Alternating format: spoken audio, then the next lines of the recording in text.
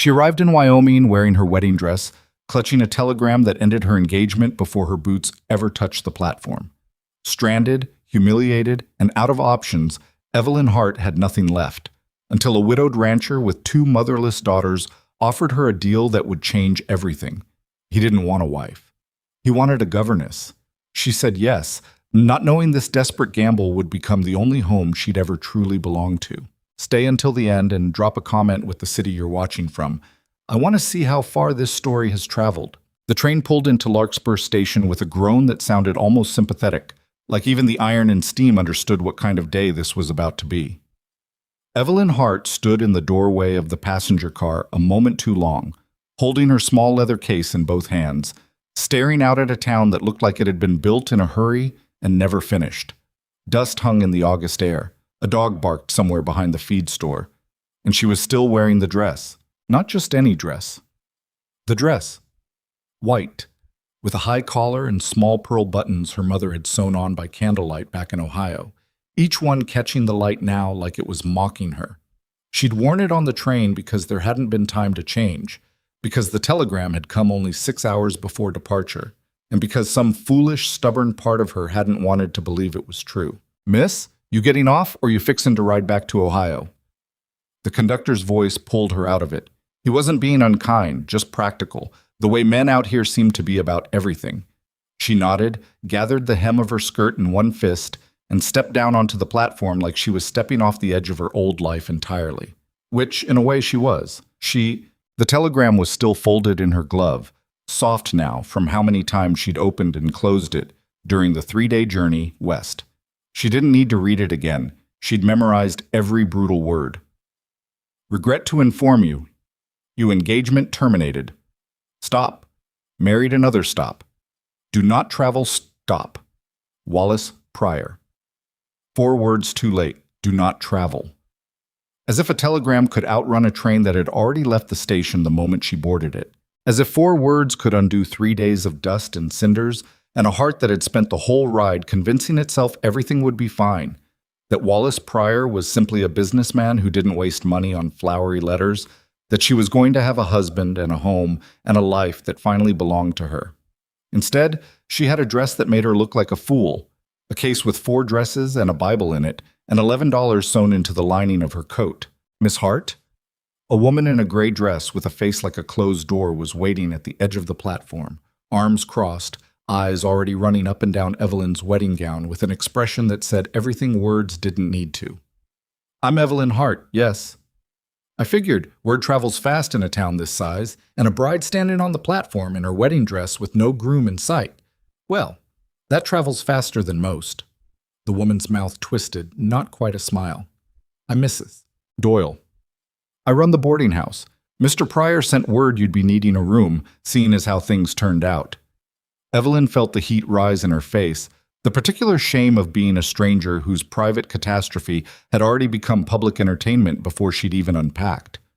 "That's very kind of him," she said, because there was nothing else to say, because pride was a luxury she could no longer afford, and she knew it. "Kind ain't the word I'd use for a man who jilts a woman by telegram."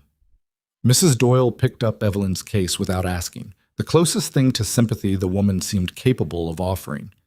"Come on then, you can't stand out here in that dress all day. Folks are staring enough as it is." They were. Evelyn could feel it, the way you feel a hand on your shoulder even when no one's touched you. Every face on that dusty street turned toward her, some sorry, some amused, most just curious in the particular way small towns are curious about anyone's misfortune that isn't their own. A man loading crates onto a wagon stopped to watch. 2 women on the boardwalk outside the dry goods store leaned their heads together and didn't bother lowering their voices. "That's her, the Pryor girl.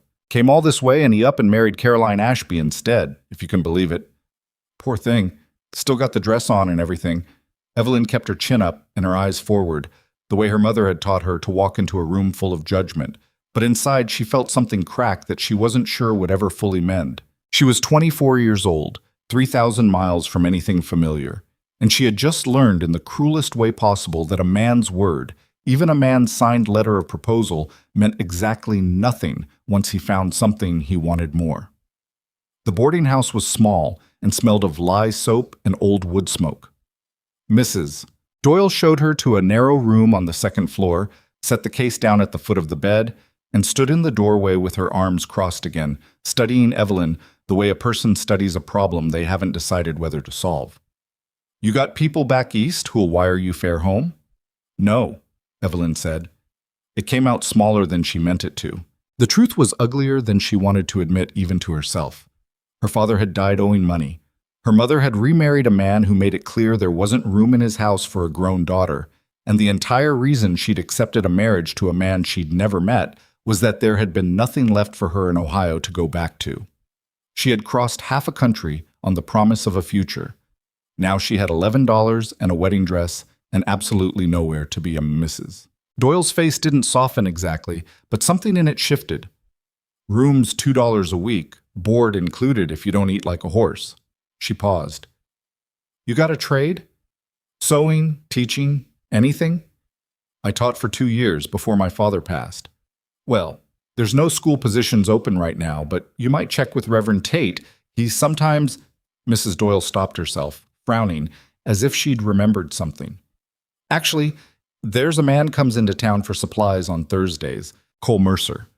Runs cattle out at Wind Hollow, about an hour's ride west. His wife passed near 2 years back, left him with twin girls, and from what I hear he's gone through 3 hired women trying to keep that house and those children in order, none of them lasting more than a month. Might be he's still looking." Evelyn sat on the edge of the narrow bed, still in her wedding dress, and felt the absurdity of her entire situation settle over her like a wet blanket. A bride with no groom, being offered work as a governess for a stranger's children in a town she'd never heard of a week ago, because the man who'd promised her a life had decided someone else suited him better. "I'll consider it," she said, because what else was there to say? Thursday came 2 days later, and Evelyn spent most of it standing at the window of her small room, watching the street below, telling herself she wasn't waiting for anyone in particular, knowing full well that she was. When Cole Mercer finally rode into town, she almost didn't notice him at first. Just another rancher among the wagons and horses, dust-covered hat pulled low, leading a second horse loaded with supply sacks. It was only when Mrs. Doyle came up behind her, drying her hands on her apron, and said, "That's him, that's Mercer," that Evelyn really looked. He was tall, broad through the shoulders in the way men get from years of physical labor rather than vanity. His face, what she could see of it under the hat, looked weathered in a way that made it hard to guess his age. Could have been 30, could have been closer to 40. The frontier aged men differently than it aged paper. He dismounted in front of the general store with the kind of economy of motion that suggested he'd done it 10,000 times and would do it 10,000 more without ever giving it conscious thought. "You want me to introduce you?" Mrs. Doyle asked. Evelyn's stomach turned over. She thought of her wedding dress folded at the bottom of her trunk now, replaced today by her plainest gray traveling dress, and the $11 that had already dwindled to $9. She thought about pride and how little of it she had left to spend. "Yes," she said. "Please." Up close, Cole Mercer was harder to read than he'd looked from the window. His eyes were a pale gray blue, the color of a sky before weather changes, and when Mrs. Doyle introduced them outside the general store, he looked at Evelyn for a long moment before he spoke, like he was doing some kind of arithmetic in his head and not entirely liking the answer. "Miss Hart." He touched the brim of his hat, polite but not warm. "Mrs. Doyle tells me you're looking for work." "I am." Evelyn made herself meet his eyes. She'd already decided, somewhere between the boarding house and the store, that whatever pride she had left would not survive an attempt to hide her circumstances. Better he know now than be embarrassed by gossip later. "I should tell you plainly, Mr. Mercer, since I imagine you've already heard. I came to Larkspur expecting to be married. That arrangement fell through before I arrived. I have very little money and no other prospects in this town. If you're looking for someone to help with your daughters, I'm willing to work hard and learn quickly, but I won't pretend my situation is anything other than what it is." Something flickered across his face. Not pity, she was relieved to see, but something closer to respect for the bluntness. "Well," he said, "at least you're honest about it. Can't say the same for the last woman I hired. Told me she loved children and lasted 4 days before she packed her bag in the middle of the night, and walk the 6 miles to the Hendersons' place rather than spend one more hour under my roof. I'm not afraid of hard work, Mr. Mercer. Everybody says that before they've done it. He studied her again, and this time she held still and let him, understanding instinctively that this was a man who made decisions slowly and didn't appreciate being rushed. I've got 2 girls, Hazel and Ruby. They're 7. Their mother died of fever 2 winters back, and since then I've had 3 different women try to manage the house and look after them, and none of them could handle both. The girls are, he paused, choosing the word carefully, a handful, smart, stubborn, grieving, though they don't always know how to show it. I need someone who can teach them their letters, keep the house in some kind of order, and not run off the first time things get difficult. I understand. Do you? His voice wasn't unkind, but there was an edge of challenge in it. Wind Hollow's an hour's ride from town, nearest neighbors 3 miles off. No church, no shops, no society to speak of. Just cattle, weather, and 2 little girls who've already learned not to trust people who say they'll stay. Evelyn felt the weight of his words settle into her chest, and beneath them, something else, a strange, unexpected steadiness. She had nothing left to lose. No engagement, no reputation left to protect in this town, no family waiting for her anywhere. The isolation that should have frightened her instead felt, for the first time since the telegram arrived, like it might be exactly what she needed. A place far enough away that no one would whisper about the bride who got jilted. A place where she could simply be useful instead of pitied. I'm not looking for a husband, Mr. Mercer, she said, and watched his eyebrows lift slightly at the directness of it. I'm not interested in romance or false promises. I've had quite enough of those this week. I'm asking for honest work and an honest wage, and I intend to give an honest effort in return. For the first time since she'd met him, something that might have been the beginning of a smile touched the corner of his mouth. There and gone so fast she almost missed it. 2 weeks, he said. That's what I'm offering. 2 weeks as governess to my daughters, room and board, and $2 a week on top of it. If it doesn't suit either of us, you ride back to town with no hard feelings, and I'll pay your way back east myself, far as Cheyenne at least. If it does suit, he shrugged, as if the rest of that sentence wasn't worth finishing yet. We'll see. It wasn't romantic, it wasn't even particularly warm, but it was an offer, made by a man who had no reason to deceive her and nothing to gain by false kindness, and after the week she'd had, the plainness of it felt like the most honest thing anyone had said to her in months. I accept, Evelyn said before she could talk herself out of it. I'm down. The ride to Wind Hollow took just over an hour, and Evelyn spent most of it in silence beside Cole Mercer on the buckboard wagon, watching the town disappear behind them, and the country open up into something wilder than anything she'd ever seen in Ohio. The land out here didn't ask permission to be beautiful. It simply was.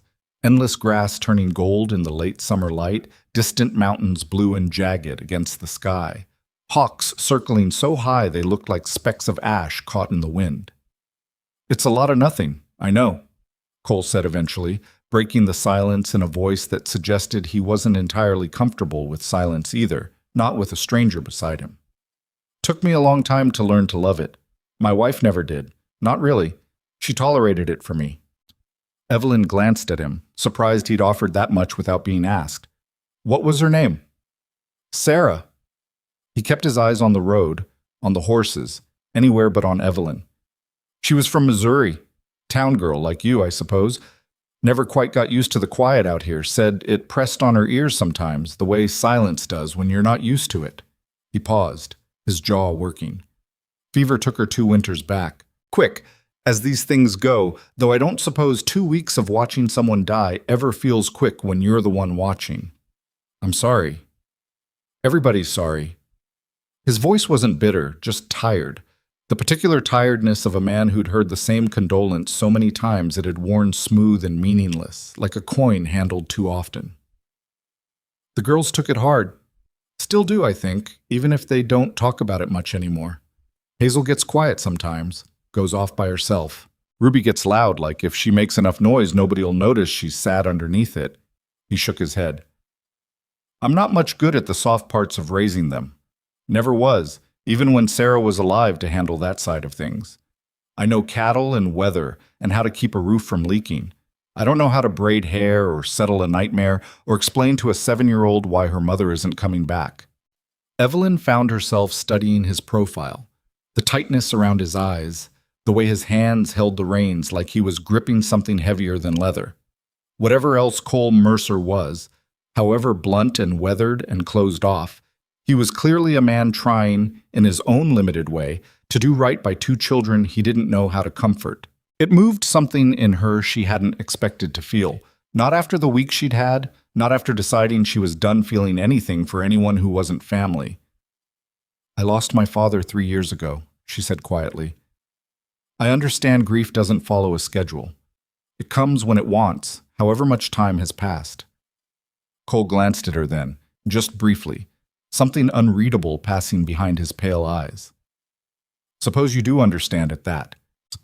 He flicked the reins, and the horses picked up their pace, and neither of them said much else until Wind Hollow Ranch came into view over the next rise.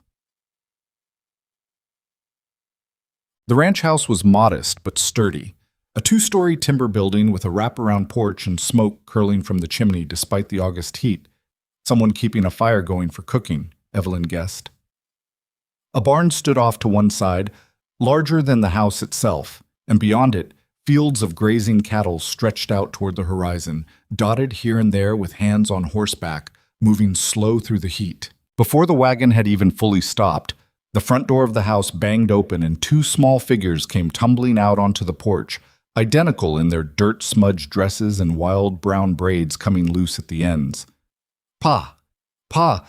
Agnes said you'd be back by supper, but you're early. Did you bring—" The taller of the 2 girls stopped dead at the sight of Evelyn sitting beside her father, her excitement curdling instantly into wariness. The second girl hung back near the doorframe, watching with dark, careful eyes that reminded Evelyn uncomfortably of a cornered animal. "Hazel! Ruby!"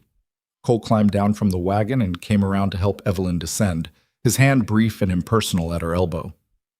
"This is Miss Hart. She's going to be staying with us a while, helping with your lessons, and around the house. We don't need help." The taller girl, Hazel, Evelyn guessed, crossed her thin arms over her chest, chin jutted out in an expression so reminiscent of her father's earlier wariness that Evelyn almost smiled despite the obvious hostility behind it. "We had Miss Cobb and she left, and Mrs. Pratt before her she left too. They all leave." "Hazel," Cole's voice carried a warning, low and tired, the voice of a man who'd had this exact conversation more times than he wanted to count. "It's true." Hazel didn't back down, and behind her, Ruby remained silent, but her eyes hadn't left Evelyn's face, taking in every detail with an intensity that felt almost unbearable. Why would she be different? It was a fair question, Evelyn thought, a brutally fair question from a 7-year-old who had already learned the hardest lesson of her short life. That people who say they'll stay often don't. That promises break easier than they're made. That love itself can vanish from one day to the next without warning or explanation, the way Sarah Mercer's love had vanished the winter the fever took her. Evelyn crouched down, ignoring the dust that would surely stain the hem of her dress, until she was at eye level with both girls. "You're right to wonder," she said honestly, because she sensed instinctively that these children had no patience left for false comfort. "I don't know if I'll be different. I came here because I needed a place to be useful, and your father offered me one. I'm not going to promise you I'll never leave, because that wouldn't be honest, and it sounds like you've had enough people be dishonest with you already." Hazel's arms loosened slightly, surprise flickering across her stubborn little face. Behind her, Ruby took a half-step forward, drawn despite herself. "What I can promise," Evelyn continued, "is that for as long as I'm here, I'll tell you the truth, even when it's hard. Is that fair?" There was a long silence.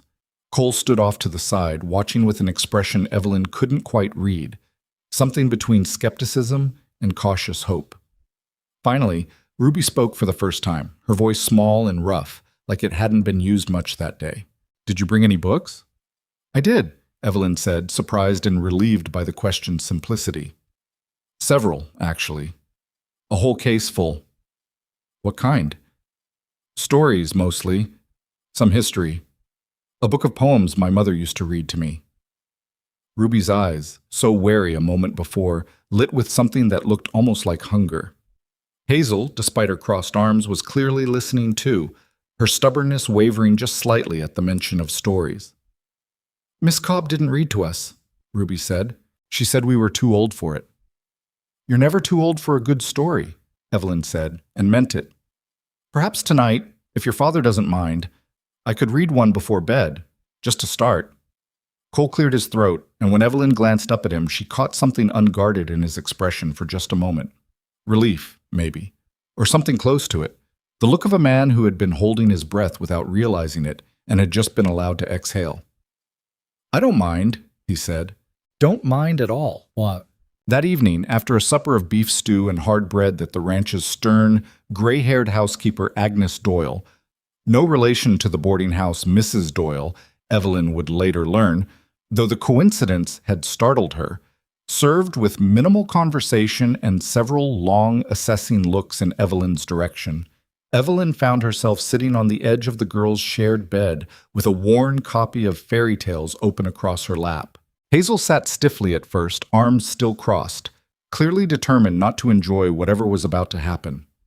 Ruby had curled up close, almost without seeming to notice she'd done it, her small body warm against Evelyn's side. Evelyn began to read, and somewhere in the middle of the story, something about a girl who outwitted a wicked stepmother through patience and cleverness rather than magic. She felt Hazel's posture slowly soften, felt the girl lean in despite herself, caught up in the story whether she wanted to admit it or not. By the time Evelyn closed the book, both girls were drowsy, Ruby nearly asleep against her arm, and even Hazel's wariness had melted into something closer to simple childhood contentment. "Will you read more tomorrow?" Ruby murmured, eyes already closing. "If you'd like." "I'd like," Ruby said, and was asleep almost before she finished the sentence. Evelyn eased herself off the bed carefully, tucking the blanket around both girls, and found herself pausing in the doorway to look back at them, two small, grieving children who had already survived more loss than most adults ever faced, sleeping peacefully for at least this one night. When she came down the narrow staircase, she found Cole sitting alone at the kitchen table, a ledger book open in front of him, though his eyes weren't really on it, a cup of black coffee cooling at his elbow. "They settle all right?" he asked, not looking up right away. "They did. Ruby fell asleep before I even finished the chapter." Something in his shoulders loosened just slightly. "Hasn't happened easy since Sarah passed. Bedtime, I mean. Used to be a fight most nights. Hazel, especially, gets these spells where she won't settle, paces the room, says she can hear things. Ruby just goes quiet and won't talk to anybody for a day or two after." He finally looked up at Evelyn, and there was something almost vulnerable in his gray eyes that she hadn't expected from a man who'd seemed so guarded all afternoon. "2 weeks isn't much time to fix 2 years of grief, Miss Hart. I don't expect miracles." "I'm not offering miracles," Evelyn said, settling into the chair across from him without quite meaning to, the conversation pulling her in despite the long day behind her. "Just honesty and patience and a willingness to stay as long as I'm useful."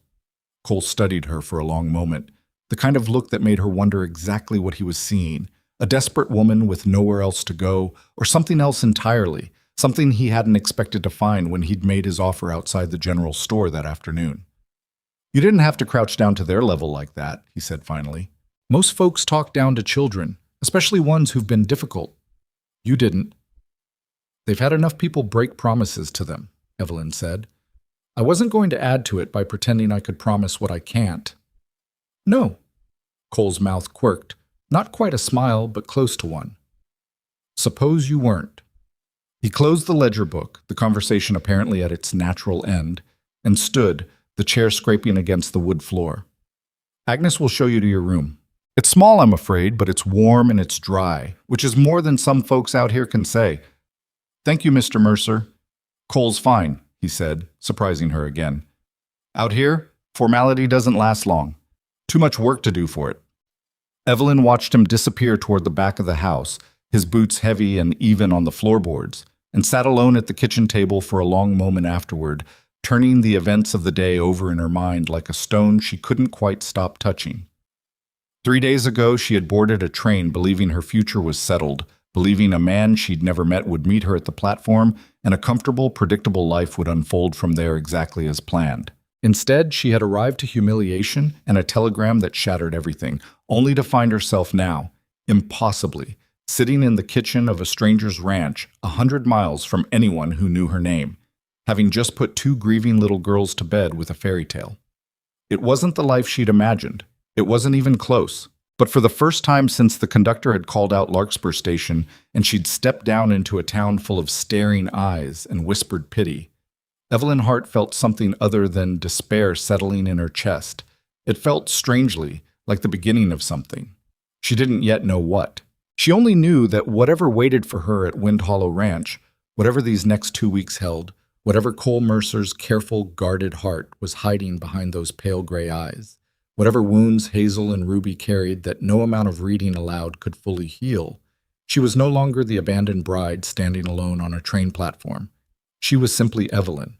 And for the first time in longer than she could remember, that felt like enough. Outside, the Wyoming night settled over the ranch in full dark. Stars scattered thick and brilliant across a sky unmarred by any town's lamplight, and somewhere out past the barn, cattle lowed low and steady in the distance. The sound, Evelyn was beginning to understand, of a different kind of life entirely. One she hadn't chosen. One that had chosen her instead, in the strange, unpredictable way that desperate circumstances sometimes deliver exactly what a person didn't know they needed. She climbed the narrow stairs to the small room Agnes showed her to, lay down on a bed that smelled of clean linen and wood smoke, and for the first time in a week, slept without dreaming of telegrams at all. The morning came too early, the way mornings did out here, light cutting through the thin curtain before Evelyn had fully convinced herself the previous day hadn't been a dream. She lay still for a moment, listening. Somewhere below, pots clattered against a stove. A door banged. A voice, Agnes, sharp and clipped, said something Evelyn couldn't make out, followed by the higher pitch of a child's protest.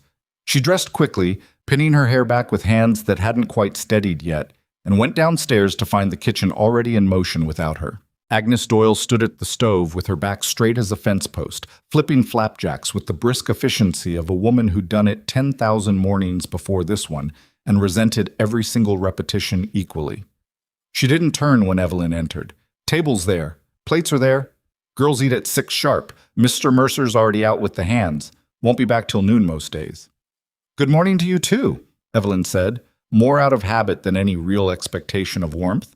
Agnes did glance over then, just briefly, taking Evelyn's measure the way she might assess a horse she wasn't sure she trusted yet.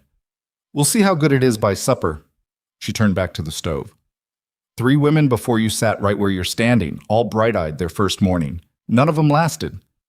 So I've heard. Then you've heard right, and you ought to remember it. Agnes slid a plate of flapjacks onto the table with more force than necessary. I've kept this house running since before those girls could walk.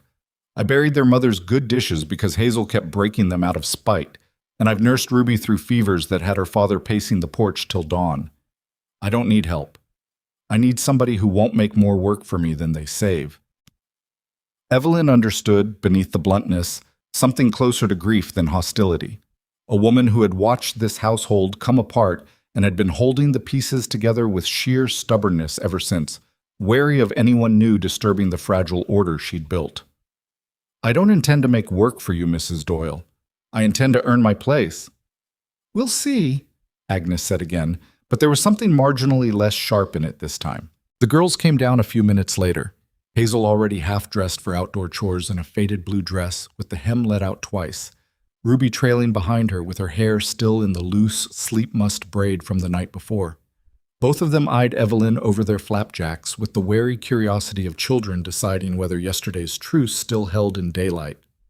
You're still here, Hazel said, not quite a question. I am. Miss Cobb said she'd stay too. Said it the whole first week. I'm not Miss Cobb, Evelyn said simply, and went back to her own breakfast, refusing to let the comparison sting the way it might have. She understood, even this early, that proving herself to these children would not happen through arguments or promises. It would happen through time, through the accumulation of small, ordinary days in which she simply didn't leave. What?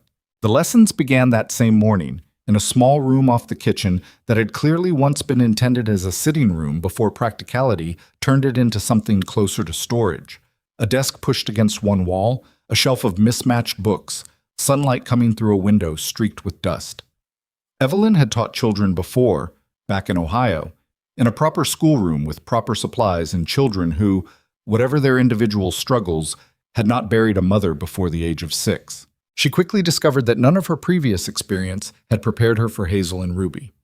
Ruby was quick, almost startlingly so, her mind catching on to new ideas with a speed that suggested she'd been starved for this kind of attention for longer than anyone had noticed. She devoured the reading lessons, sounding out words with fierce concentration, scowling when she stumbled and refusing to move on until she'd gotten it right. But she flinched at sudden movements, went quiet and watchful whenever Evelyn's voice rose even slightly in frustration. And twice during that first morning, Evelyn caught the girl staring out the window with an expression so distant and sad it didn't belong on a face that young. Hazel was harder in a different way. She resisted everything, not out of any difficulty with the material, Evelyn quickly realized, but out of something closer to principle, a stubborn refusal to invest in anything that might later be taken from her. She answered questions in short, flat sentences. She crossed her arms through most of the lesson. When Evelyn asked her to write her name at the top of a page, Hazel wrote it so small and cramped it was barely legible, as if making herself as invisible as possible on the page itself. "You can write bigger than that," Evelyn said gently. "Don't see why it matters. It matters because it's your name. You shouldn't be ashamed to take up space with it." Hazel looked up at her then, something sharp and unexpectedly old in her 7-year-old eyes. "Ma used to say that. About taking up space." The room went very quiet. Ruby's pencil stopped scratching against her own page. Evelyn kept her voice even, careful not to make too much of the moment and frighten it away. "Your mother sounds like she was wise." "She was." Hazel's jaw tightened. "She's dead now, though. Wise don't matter much when you're dead." "Hazel!" The warning came not from Evelyn, but from Ruby, soft and urgent, a sister trying to head off whatever storm she sensed building. "It's true," Hazel snapped, though Evelyn noticed her eyes had gone bright and wet despite the hardness in her voice. "Everybody acts like we're not supposed to say it. Pa won't even say her name most days. Agnes just goes quiet whenever it comes up, like if nobody talks about her, it didn't happen." Evelyn set down her own pencil and looked directly at the girl, resisting every instinct to soften the moment with empty comfort. "I think it happened," she said carefully, "and I think it's allowed to hurt, even now, even after 2 years. Grief doesn't follow anybody's schedule, Hazel. Not yours, not your father's, not Agnes's. You're allowed to say her name. You're allowed to miss her out loud." Hazel stared at her for a long moment, something working behind her eyes that looked almost like suspicion. The wariness of a child unused to being told her pain was permitted, rather than something to be managed and minimized. Then, abruptly, she looked back down at her paper and rewrote her name, larger this time, pressing hard enough that the pencil nearly tore through the page. It wasn't a victory exactly, but it wasn't nothing either. Ursa. The 2 weeks Cole had proposed stretched into 3, and then 4, in the unremarkable way that temporary arrangements sometimes settle into permanence without anyone quite deciding it should happen. Evelyn found herself rising before dawn out of habit now, rather than necessity, falling into the rhythm of the ranch the way water finds its way into the lowest ground. Not through any grand decision, just the gradual accumulation of small mornings and smaller evenings until one day became indistinguishable from the next, and all of them together became something that felt, against every reasonable expectation, like a life. She learned to mend torn dresses with stitches Agnes grudgingly admitted weren't half bad.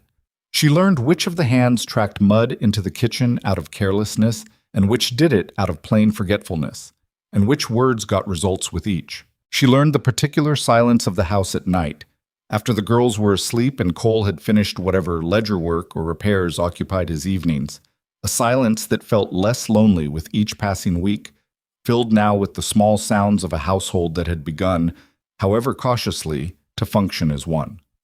Agnes thawed slower than the girls did, but she thawed.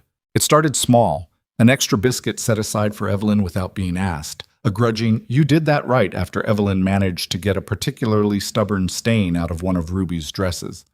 By the 3rd week, Agnes had taken to discussing the household accounts with Evelyn over coffee in the evenings, a clear, if unspoken, acknowledgement that she'd decided this one might actually stay. "You're different than the others," Agnes admitted one evening, the two of them alone in the kitchen while Cole checked on a sick calf in the barn. Cobb and Pratt and the one before them, they came out here thinking it'd be like keeping house back east. Pretty rooms, easy children, a kind word here and there to smooth things over. She shook her head, pouring coffee into 2 chipped cups. This place don't work that way. You have to be willing to get your hands dirty and your heart a little bruised, both, or it'll chew you up and spit you right back to town. And you think I'm willing? Agnes studied her for a moment, the assessing look Evelyn had grown used to over the past month. I think you've already got a bruised heart walking in here, which maybe gave you a head start the others didn't have. Hard to scare a woman who's already been through something hard. It was, Evelyn thought, the closest thing to a compliment Agnes Doyle had offered since her arrival, and she found herself oddly moved by it. The girls, too, had shifted in ways both subtle and significant. Ruby had taken to following Evelyn around during chores, chattering about whatever book they were currently reading, asking questions that ranged from the perfectly reasonable to the wildly tangential with the easy confidence of a child who'd decided, finally, that this particular adult could be trusted with her curiosity. Hazel remained guarded longer, but even she had softened by degrees, accepting help with her sums without protest, occasionally laughing at something Evelyn said before catching herself and schooling her face back into careful neutrality, as if laughter itself were a vulnerability she wasn't ready to risk. It was Cole who remained the most difficult to read, though Evelyn found herself, with increasing and uncomfortable frequency, paying close attention to him anyway. He worked harder than any man she'd ever known, up before dawn and often not back to the house until well after dark, his hands perpetually marked with the small cuts and calluses of a life spent wrestling cattle and mending fences, and doing the 1,000 unglamorous tasks that kept a ranch running. He rarely spoke of Sarah directly, but Evelyn caught the evidence of her everywhere. A hairbrush still kept in the bottom drawer of his dresser, a quilt on the girls' bed that Agnes mentioned, almost in passing. Sarah had sewn the winter before she died. Grief lived in this house in 100 small, unspoken ways, and Evelyn began to understand that Cole's reticence wasn't coldness, so much as a man who had simply never learned how to carry sorrow out loud. One evening, nearly a month into her stay, she found him on the porch after the girls were asleep, sitting in the dark with a cup of coffee gone cold beside him, staring out at nothing in particular. "Couldn't sleep?" she asked, settling into the chair beside his without quite deciding to. "Don't sleep much most nights." He didn't look at her, his eyes fixed somewhere out past the dark shape of the barn. "Used to, before Sarah." He nodded, just once. The silence stretched between them, not entirely uncomfortable. The particular quiet of 2 people who'd grown accustomed enough to each other's company that words weren't always necessary to fill the space. "Hazel said something today," Evelyn said eventually, "about you not saying her mother's name." Cole's jaw tightened, the same gesture his daughter had inherited so completely it would have been almost funny under different circumstances. "Hazel notices more than I'd like." "She's not wrong, though, is she?" He was quiet for a long moment, long enough that Evelyn wondered if she'd overstepped, pushed somewhere he wasn't willing to go. But then he spoke, his voice rougher than usual, the words coming slow like they cost him something to release. "Sarah," he said, testing the name aloud as if it were a wound he was pressing on deliberately to see how much it still hurt.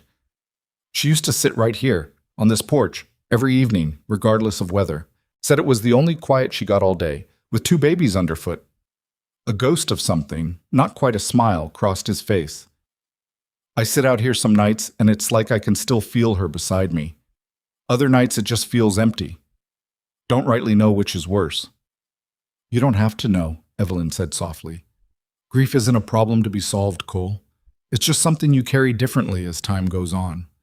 He turned to look at her then, really look at her, his pale eyes catching what little moonlight made it onto the porch.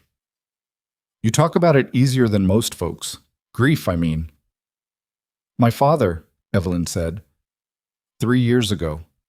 I learned quickly that the people who tried hardest to fix my sadness were usually the ones who made it hardest to actually feel it. Sometimes the kindest thing anyone did was just sit with me in it, without trying to talk me out of it." Cole nodded slowly, something easing slightly in the set of his shoulders. "Sarah would have liked you," he said, and the simplicity of it landed harder than Evelyn expected, a kind of trust offered without fanfare, the highest compliment a grieving widower could give a near stranger. "She'd have liked how you are with the girls. Patient, but not soft. Hazel needs that. Ruby too, though she shows it different. Thank you, Evelyn said, and meant it more than the two words could properly convey. They sat together a while longer in the dark, the cattle lowing somewhere distant, the stars wheeling slow overhead, and Evelyn found herself thinking, not for the first time, that this strange, accidental arrangement had become something she was no longer counting down toward an ending. The 2 weeks Cole had proposed were long behind them now. Nobody had mentioned a date when this might stop. It was nearly 2 months into her stay when the letter arrived that would force the question neither of them had been willing to ask aloud. Evelyn was in the kitchen helping Agnes with the bread when one of the ranch hands rode in from town with the mail, and among the usual assortment of supply receipts and a letter for Cole from a cattle buyer in Cheyenne, there was a letter addressed to her, the first she'd received since arriving at Wind Hollow, since she'd written to no one and expected correspondence from even fewer. She didn't recognize the hand at first, but the postmark was Larkspur, and when she opened it at the kitchen table, hand suddenly unsteady, she found it was from Reverend Tate, the man Mrs. Doyle had mentioned weeks ago as someone who might know of teaching positions. A position has opened at the new schoolhouse in Larkspur, the letter read, the school board having recently secured funding for a permanent teacher. Given your background and the reports I have heard of your conduct and character since your arrival, I have recommended you for consideration. The position offers a salary of $30 monthly, with housing provided above the schoolhouse itself. The board would require your answer within 2 weeks' time should you wish to be considered.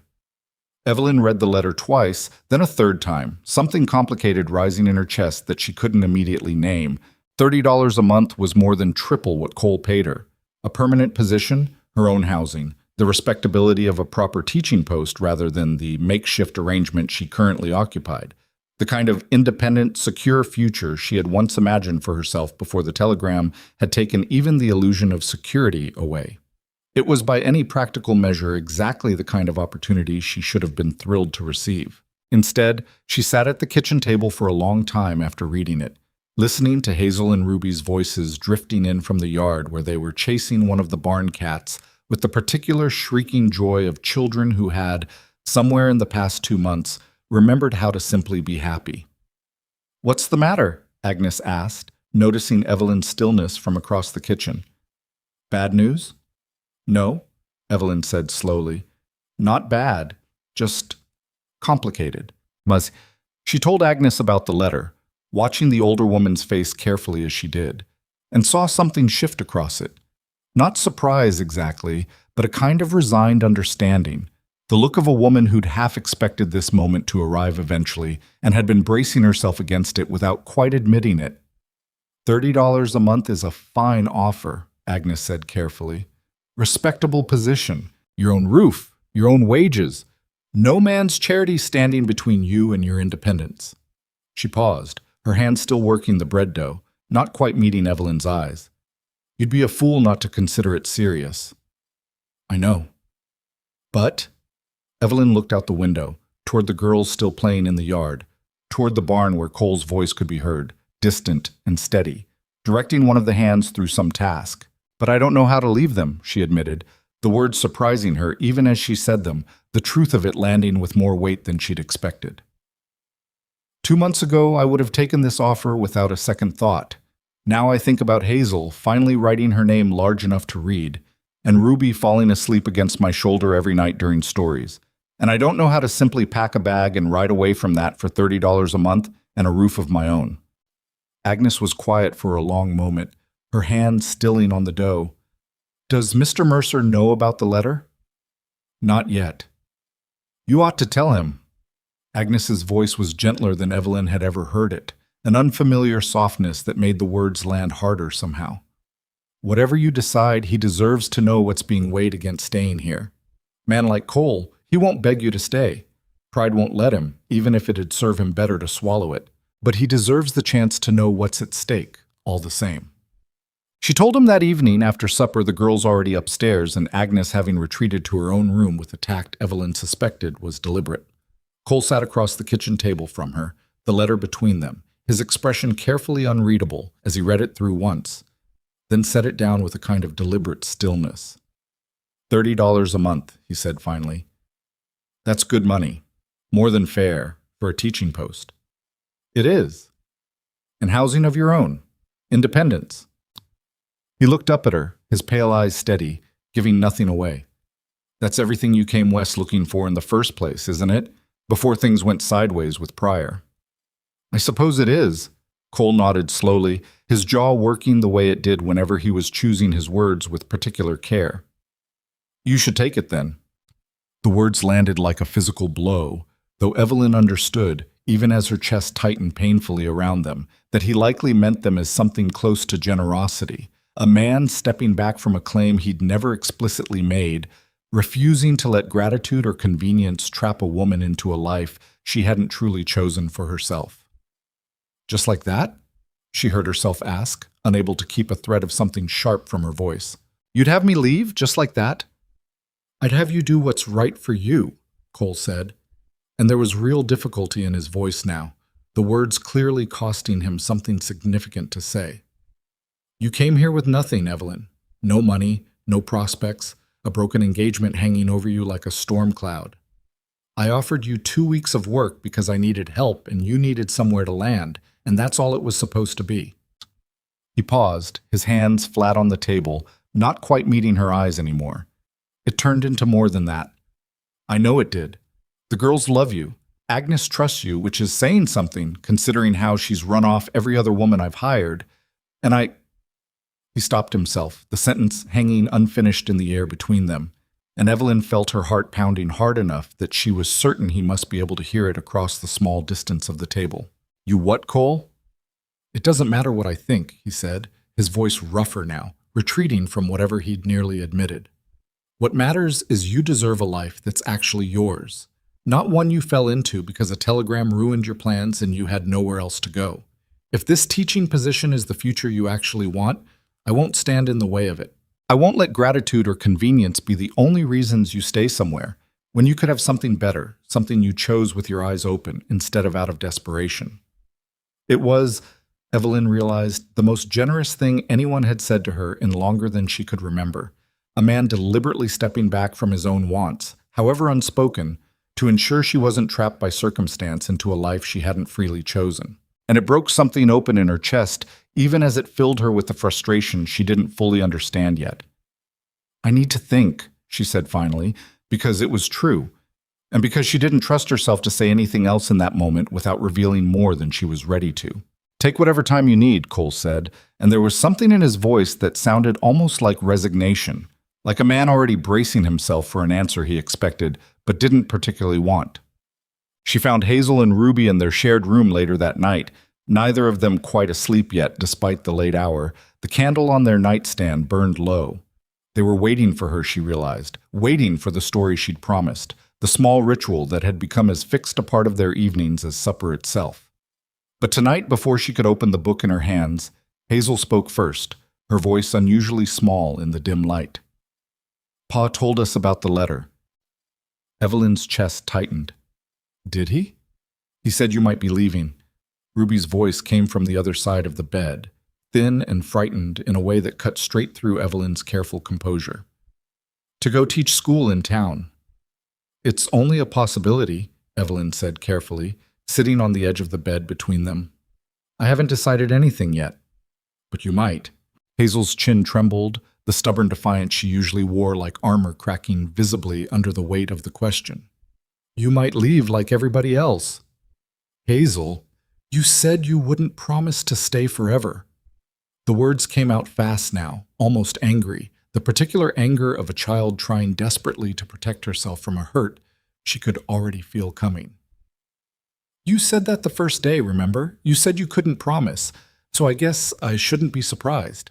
I guess I'm stupid for thinking maybe this time was different. You're not stupid. Evelyn reached for the girl's hand, and to her surprise, Hazel let her take it, the fight draining out of her all at once, replaced by something rawer and more painful to witness. Hazel, look at me. None of this is decided yet. But it might be. Ruby's voice broke on the words, tears spilling over before she could stop them. Mama left and didn't mean to, and now you might leave because of a job. And I don't want another mama who leaves. I don't want to love somebody else who goes away. The word hung in the room like something fragile and irrevocable, Mama, and Evelyn felt it land in her chest with a force that nearly stole her breath entirely. She hadn't realized until that exact moment how deeply these two grieving little girls had come to see her, hadn't fully understood the weight of what she'd quietly become to them over these 2 months of fairy tales and patient mornings and small, accumulated kindnesses. Ruby, Evelyn's own voice was unsteady now, the careful composure she'd maintained through the entire evening finally beginning to crack. I am not your mother. I could never replace her, and I wouldn't want to try, but I love you both. I love you more than I expected to, more than I think I was prepared for when I first arrived here. And I promise you, not a vague promise, not the kind I gave you that first day, I promise you I am not going to make a decision that breaks your hearts if I can possibly help it. You're just saying that, Hazel whispered, but there was less certainty in it now, a small crack of hope she couldn't quite suppress despite herself. I'm not just saying it. Evelyn pulled both girls close, one on each side, feeling the way they clung to her with a desperation that broke and rebuilt something in her chest simultaneously. I came here as a stranger, with nothing left to lose. I am leaving this room tonight as someone who loves you both enough that the thought of leaving feels like losing a piece of myself. That has to count for something, doesn't it? Neither girl answered immediately, but Ruby's grip on her hand tightened, and Hazel, after a long moment, leaned her head against Evelyn's shoulder with a kind of surrender that said more than words could have. Evelyn sat with them long after they'd finally drifted to sleep, their small bodies warm and trusting against hers, and understood with sudden, complete clarity that whatever decision she made about the teaching position, it would not be made out of practicality or ambition or even the reasonable desire for independence and security. It would be made out of love, the unexpected, unplanned, entirely overwhelming love she'd come to feel for two grieving little girls and the quiet, guarded man who'd given her a chance when she'd had nowhere else to turn. She eased herself off the bed eventually, careful not to wake them, and stood for a long moment in the doorway watching them sleep, the candle guttering low beside them. Whatever she decided, she understood now, would not be a simple choice between two opportunities. It would be a choice about what kind of life she actually wanted to build, and for whom, and at what cost to the careful independence she'd once believed was the only thing worth fighting for. Downstairs, through the floorboards, she could hear Cole still awake, the soft scrape of his chair against the kitchen floor. A man waiting in uncertain silence for an answer he was too proud to ask for directly, but too honest to pretend he didn't desperately want. Evelyn didn't sleep much that night. She lay in her narrow bed listening to the house settle around her, the familiar creak of old timber cooling after the heat of the day, and turned the letter's offer over and over in her mind until the words stopped meaning anything at all, just shapes on a page next to the shape of Ruby's face when she'd said the word Mama. By morning, she still hadn't decided anything, but she'd decided one thing clearly enough. She wasn't going to make this choice alone, hiding in her room, weighing dollars against feelings like she was balancing Agnes's household ledger. She was going to talk to Cole properly, the way two adults handling something serious ought to talk, without the girls listening through floorboards and without either of them dancing around what actually mattered. She found him before dawn, out by the corral, already working though the sky was barely gray. He didn't hear her approach at first, too occupied checking a gelding's foreleg, running his hand down the muscle with the kind of careful attention he gave most things that depended on him. When he finally noticed her standing at the fence rail, he straightened slowly, wiping his hands on his trousers. "Couldn't sleep either," he said. Not quite a question. "No." He waited, the way he always seemed to wait, letting her come to whatever she meant to say in her own time, rather than pressing for it. It was one of the things she'd come to notice about him these past 2 months.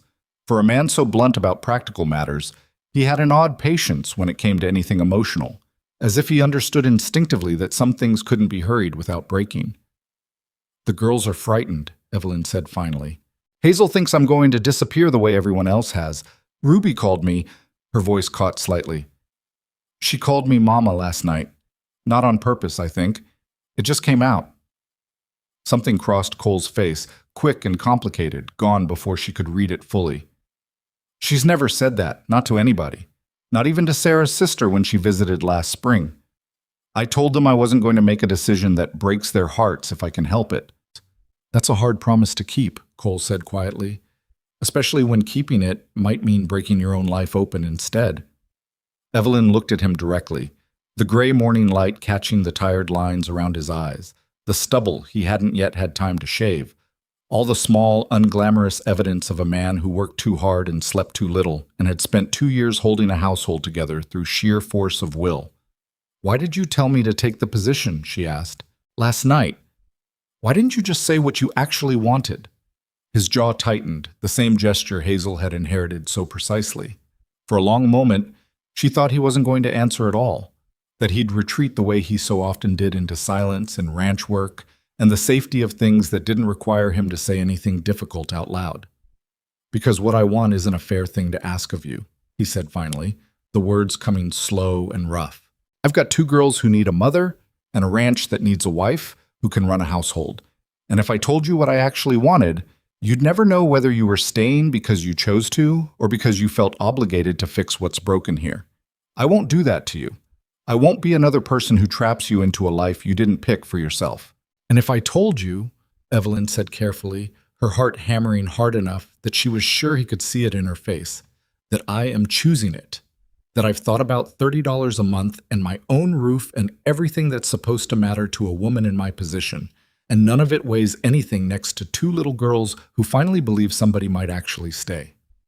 Cole went very still. "Evelyn, I'm not finished." She made herself keep going, terrified now that if she stopped, she'd lose the nerve entirely. "I came here with nothing. No money, no family, no plans beyond surviving whatever came next. And somewhere in these past 2 months, without ever meaning to, I built something here. Not a position, not a temporary arrangement, a life. I don't want to walk away from that because it's the practical choice, or the safe choice, or the choice that protects my pride after everything Wallace Pryor put me through." "This isn't about pride for me," Cole said, his voice low and urgent now, in a way she hadn't heard from him before. "It's about not wanting you to wake up in 5 years resenting a decision you made because 2 little girls cried and you couldn't say no to them.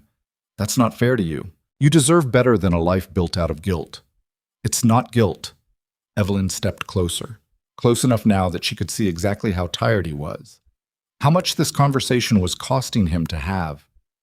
"Cole, look at me. It's not guilt. I love them. I love Hazel's stubbornness and Ruby's questions and the way this house sounds different than it did the day I arrived. And if I'm honest with you, if I'm finally as honest as I've been asking you to be, I think I love you too. Not because you offered me somewhere to land when I had nowhere else to go, because of who you are underneath all that careful silence. A man who'd rather lose what he wants than force someone into a life they didn't choose freely." The words hung between them in the gray morning light, and for a long moment neither of them moved, the only sound the gelding shifting restlessly in the corral, and somewhere distant, a rooster announcing the day whether anyone was ready for it or not. "You don't have to say anything," Evelyn added quickly, suddenly terrified she'd misjudged everything, said too much, ruined whatever fragile thing existed between them by naming it too soon. "I just needed you to know the truth before I made my decision. Whatever you... marry me." The words came out rough and sudden, like he'd been holding them back so long they finally broke free without his full permission. Evelyn stared at him, certain for a moment she'd misheard. "What?" "Marry me," Cole said again, steadier this time, though his hands had curled into fists at his sides like he wasn't entirely sure what to do with them. "Not because of the girls, not because the ranch needs a wife, though I won't pretend that isn't true too. Because somewhere in these past 2 months, I started waiting for evening just so I could sit on that porch and talk to you. Because I haven't felt like myself in 2 years. Not really. Not since Sarah died. And these past weeks, I've started to feel like a man again, instead of just somebody going through the motions of staying alive for his daughter's sake." He took a breath, visibly steadying himself. "I'm not asking because it's convenient. I'm asking because I don't want to spend another evening wondering whether you're going to walk into Larkspur and never come back. I'd rather know now, plainly, than spend the next month being too proud to ask and losing you anyway." Evelyn felt tears rising before she could stop them, not from sadness, but from something fuller and more complicated, relief and joy and disbelief all tangled together. "This isn't a fairy tale, is it?" she said, half a question, half something closer to acknowledgement. "This isn't the kind of proposal a girl dreams about." "No," Cole admitted. It's a man standing in a corral at dawn with manure on his boots, asking a woman to take on two grieving children, a stubborn housekeeper, and a ranch that'll work you harder than you've ever been worked in your life. I can't promise you romance, Evelyn. I'm not built for it, and I won't pretend otherwise. What I can promise is honesty. Partnership. A man who'll work beside you instead of expecting you to manage everything alone. And love. Real love. Not the kind that fades when things get hard, but the kind that gets stronger because of it. Evelyn closed the distance between them entirely now, close enough that she could see the uncertainty still lingering in his pale eyes, the fear of a man who'd already lost one wife and wasn't sure his heart could survive risking that kind of loss again. Then yes, she said simply. Yes, Cole Mercer. Not because of the girls, though I love them with my whole heart. Not because I have nowhere else to go, though that's no longer true and hasn't been for weeks now. Yes, because I choose you. Because somewhere between fairy tales at bedtime and stubborn sums and sitting on that porch with you in the dark, I stopped wanting the safe, practical future and started wanting this one instead. For a long moment, Cole simply looked at her, something raw and unguarded moving across his weathered face, 2 years of careful restraint finally cracking open.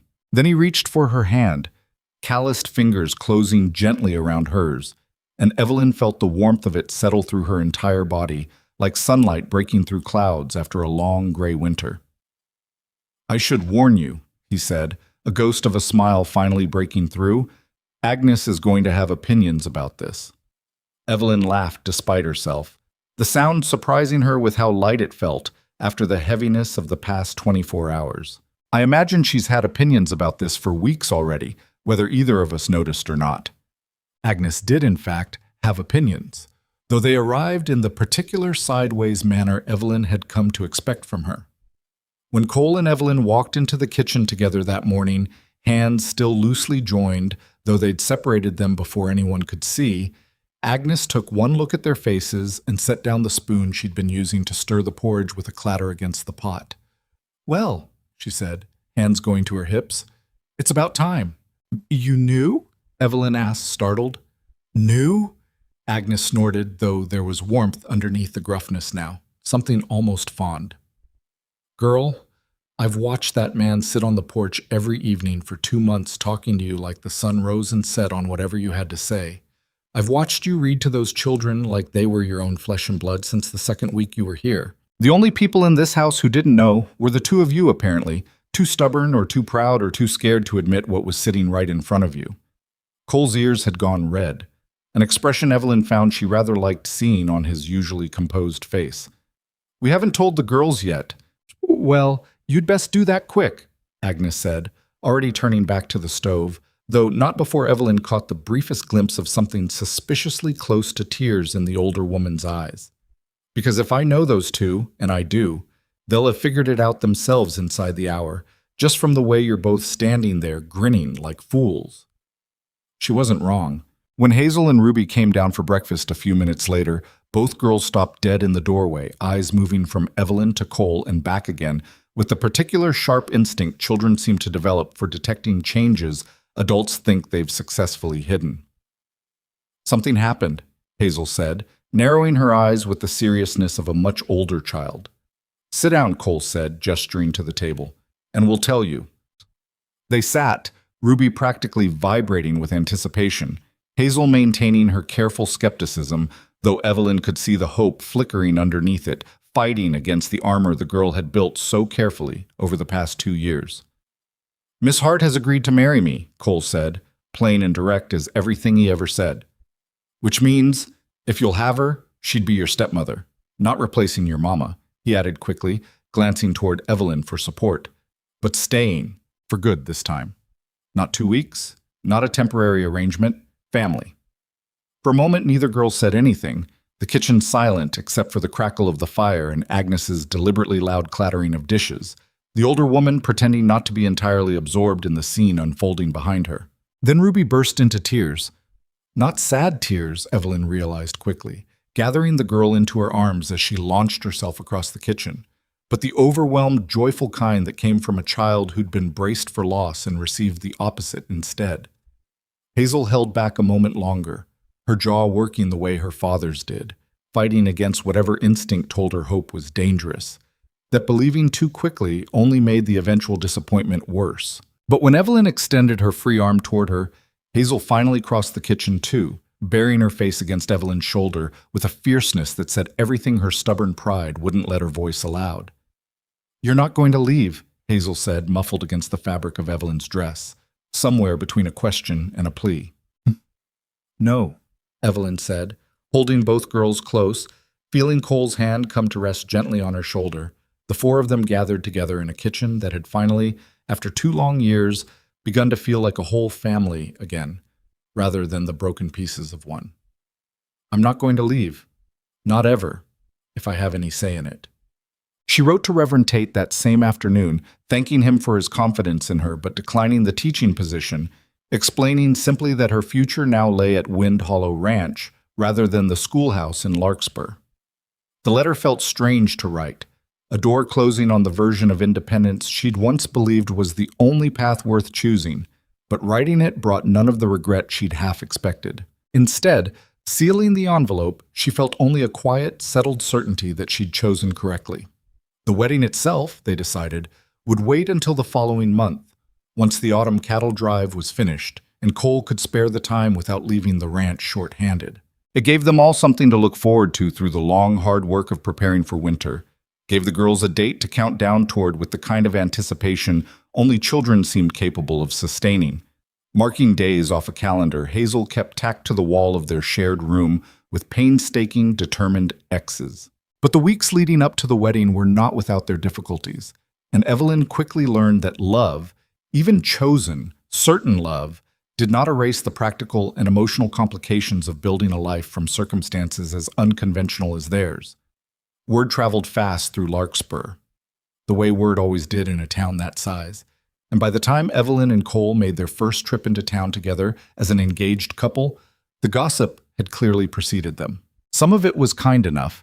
The same women who'd whispered about the abandoned bride now offered congratulations, however awkward, on her good fortune in finding Cole Mercer. But not all of it was kind. "Heard tell she only said yes because she had nowhere else to go," Evelyn overheard one woman say to another outside the general store, neither of them apparently noticing or caring that she was close enough to hear. "Convenient, ain't it, landing on her feet like that after Pryor jilted her? Some women have a talent for it." The word stung more than Evelyn wanted to admit, old shame rising hot and uncomfortable in her chest. The particular humiliation of being reduced once again to a story other people told about her, rather than the truth of who she actually was. Cole, beside her, had clearly heard it too, his jaw tightening, his hand finding hers and gripping it firmly. "Pay them no mind," he said quietly, though there was an edge in his voice that suggested he wanted to do considerably more than simply ignore it. "It's fine," Evelyn said, though her voice wasn't entirely steady. "I'm used to being talked about by now." "You shouldn't have to be used to it." Cole stopped walking, turning to face her fully right there on the dusty street, apparently unconcerned with who might be watching. "Evelyn, I don't care what this town thinks they know about how we came to this. I know the truth. I know you turned down $30 a month and a roof of your own because you chose my daughters and chose me, not because you had nowhere else to land. That's the only opinion that matters to me, and it ought to be the only one that matters to you too." It wasn't a grand or eloquent speech, not the kind of thing a man in a novel might say, but it was entirely, unmistakably Cole. Blunt and honest and exactly what she needed to hear in that particular moment, standing on a street full of people who thought they knew her story when they understood almost none of it. "Thank you," she said, and meant it completely. They continued their errands, and if people continued to whisper, and they did, Evelyn was certain, even if she could no longer hear the specific words, she found she minded considerably less with Cole's steady presence beside her, his hand finding hers periodically throughout the day in small, unconscious gestures of reassurance. The harder difficulty, as it turned out, came not from the town's gossip, but from within their own newly forming family, in the form of Hazel's persistent, gnawing fear that this happiness was somehow too good to last. It surfaced about 2 weeks before the planned wedding, on an evening when Evelyn found the girl sitting alone on the porch steps long after she should have been in bed. staring out at the darkening fields with an expression far too heavy for her 7 years. "Hazel, what are you doing out here?" The girl didn't answer immediately, drawing her knees up to her chest, arms wrapped around them in a posture of careful self-protection that Evelyn had come to recognize as Hazel's particular armor against vulnerability. "Can I sit with you?" Evelyn asked, and when Hazel gave a small, reluctant nod, she settled onto the step beside her, close enough to offer comfort, but not so close as to crowd the girl out of whatever she was working through. "What if it doesn't work?" Hazel asked finally, her voice small in the dark. "What if you marry Pa and then something happens, like with Mama? What if you get sick or—" Her voice cracked. "What if you change your mind after the wedding, once it's too late for us to stop loving you?"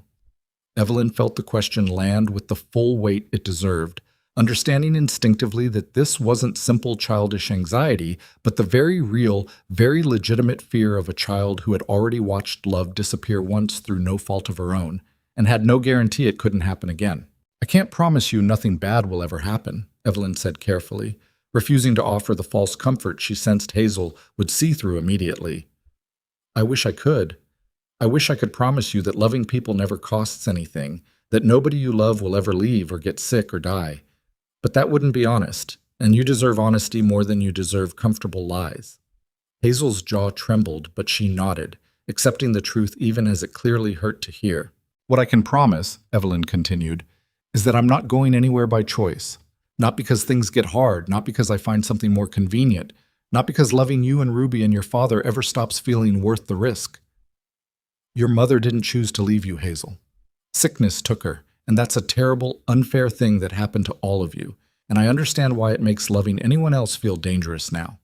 But I'm choosing this. Every single day, I'm choosing to stay, to be your family, to build a life here with all of you. That choice doesn't go away just because things get difficult." "You promise?" Hazel's voice was barely a whisper now, all her careful defenses finally stripped away to reveal the frightened, grieving child underneath. "I promise," Evelyn said, and pulled the girl into her arms, feeling Hazel's small body finally relax against her, years of carefully held tension releasing at last. "For as long as I draw breath, Hazel Mercer, I am choosing you, every single day."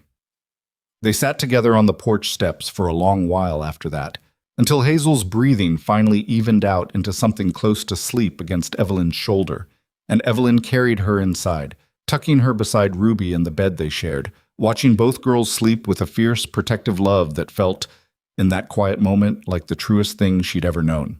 When she came downstairs, she found Cole waiting in the kitchen, clearly having heard at least part of the conversation through the open window. "She's been carrying that fear a long time," he said quietly. "Longer than I realized, maybe." "Children carry more than we give them credit for," Evelyn said, settling into the chair across from him. "I think she needed to hear it said plainly, not just felt, but actually spoken." Cole reached across the table, taking her hand in both of his calloused fingers warm and steady around hers. "Thank you," he said simply, "for choosing this, for choosing us every day the way you told her." "I meant every word," Evelyn said. "Every single one." The wedding, when it finally came, was nothing like the grand affair Evelyn had once imagined for herself back in Ohio, nothing like the wedding dress folded carefully now at the bottom of her trunk, a relic of a future that had never been meant for her after all. Instead, it took place on a crisp October afternoon in the yard at Wind Hollow Ranch itself, under a sky scrubbed clean by an early frost, with a small gathering of neighbors and ranch hands who'd come to know and respect both Cole and the woman who'd quietly transformed his household over the preceding months. Evelyn wore a simple blue dress Agnes had helped her sew, practical and unadorned but chosen with care, a deliberate departure from the white silk gown that had once represented a different, false version of happiness. Hazel and Ruby flanked her as she walked the short distance across the yard to where Cole waited, both girls in matching dresses Agnes had made for the occasion, their faces glowing with an unguarded joy that Evelyn knew, better than anyone, had been hard-won. Reverend Tate, despite the awkwardness of officiating a wedding for the woman who'd declined his teaching position, performed the ceremony with genuine warmth, his earlier disappointment apparently long since forgotten in the face of what was clearly, To anyone watching, a marriage built on something real rather than convenience. "I, Cole Mercer, take you, Evelyn Hart," Cole said, his voice steady despite the slight roughness underneath it, his pale eyes never leaving hers. "Not because circumstance brought us together, though I'm grateful every day that it did. I take you because I choose you, plainly and completely, to build a life and a family and a future with, through whatever this land and this world sees fit to throw at us." Evelyn felt tears rise, unable to stop them this time, as she repeated her own vows back to him, promises built not on fairy tale romance, but on the harder, more enduring foundation of partnership and honesty and chosen, deliberate love. "I take you, Cole Mercer," she said, her voice carrying clear across the small gathered crowd, "knowing exactly what I'm choosing. Not a fairy tale, not an easy life, but a true one.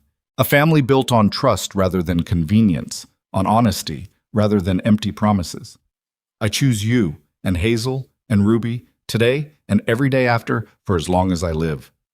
When Cole finally kissed her, brief and somewhat awkward in front of the watching crowd, in the way of a man unused to public displays of affection, Evelyn heard Ruby's delighted laughter ring out across the yard, saw even Hazel's careful composure finally break into an unrestrained, joyful smile. Agnes, standing near the back of the small gathering, dabbed at her eyes with the corner of her apron, muttering something about dust getting in them that fooled absolutely no one.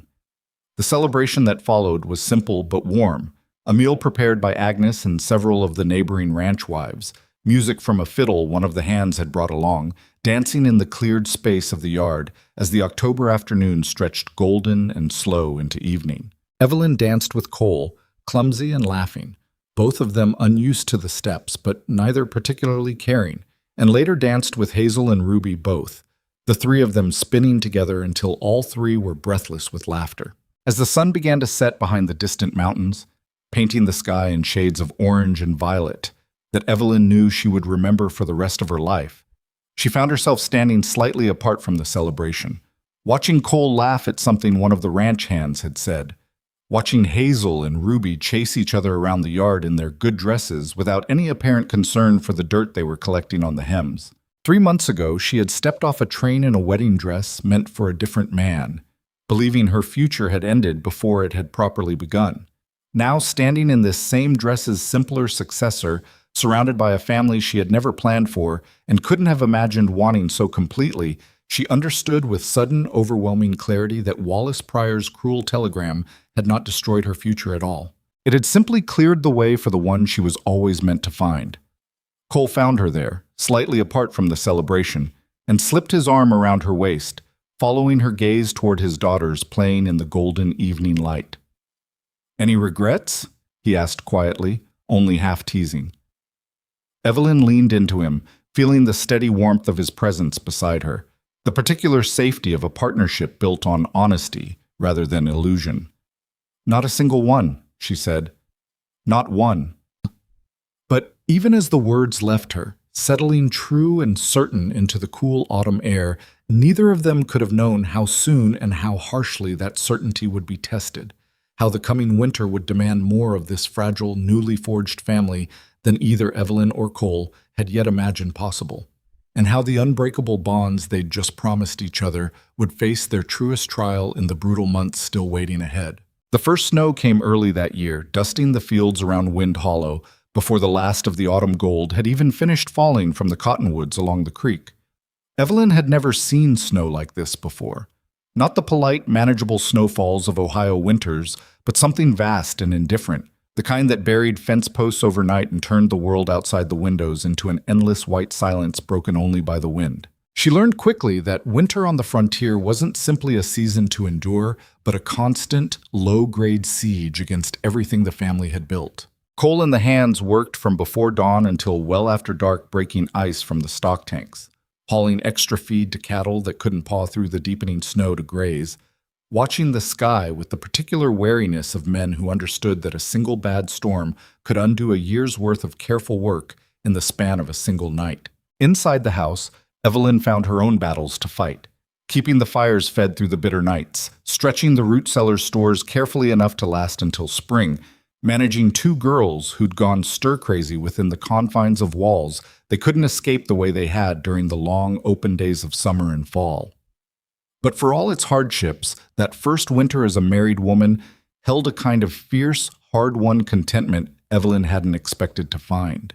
The four of them, plus Agnes, drawn closer together by necessity and cold, evenings spent gathered around the kitchen table by lamplight, Cole mending harness leather while Evelyn read aloud and the girls worked through their lessons. The wind howling outside while inside the house held warm and steady against it. "You're different in winter," Cole observed one evening in December, watching her from across the table as she helped Ruby with her letters. "Most folks dread it. You seem almost easy with it." "I think I like how it forces everyone inward," Evelyn said, considering the thought as she spoke it. "Back in Ohio, winter just meant staying indoors and being bored. Here it feels like it's teaching me something. How much actually matters once you strip away everything that doesn't." Cole's mouth quirked into something that had become, over the months of their marriage, a familiar and welcome sight. A small, genuine smile that transformed his usually weathered, serious face into something younger, lighter. "Sarah used to say winter made her feel trapped," he admitted. "Like the walls were closing in a little more every week the snow kept falling." "And how does it make you feel? With me?" He considered the question with the same careful deliberation he gave most things. "Like the walls are holding something worth keeping in," he said finally, and Evelyn felt the warmth of it settle through her chest more thoroughly than any fire could have managed.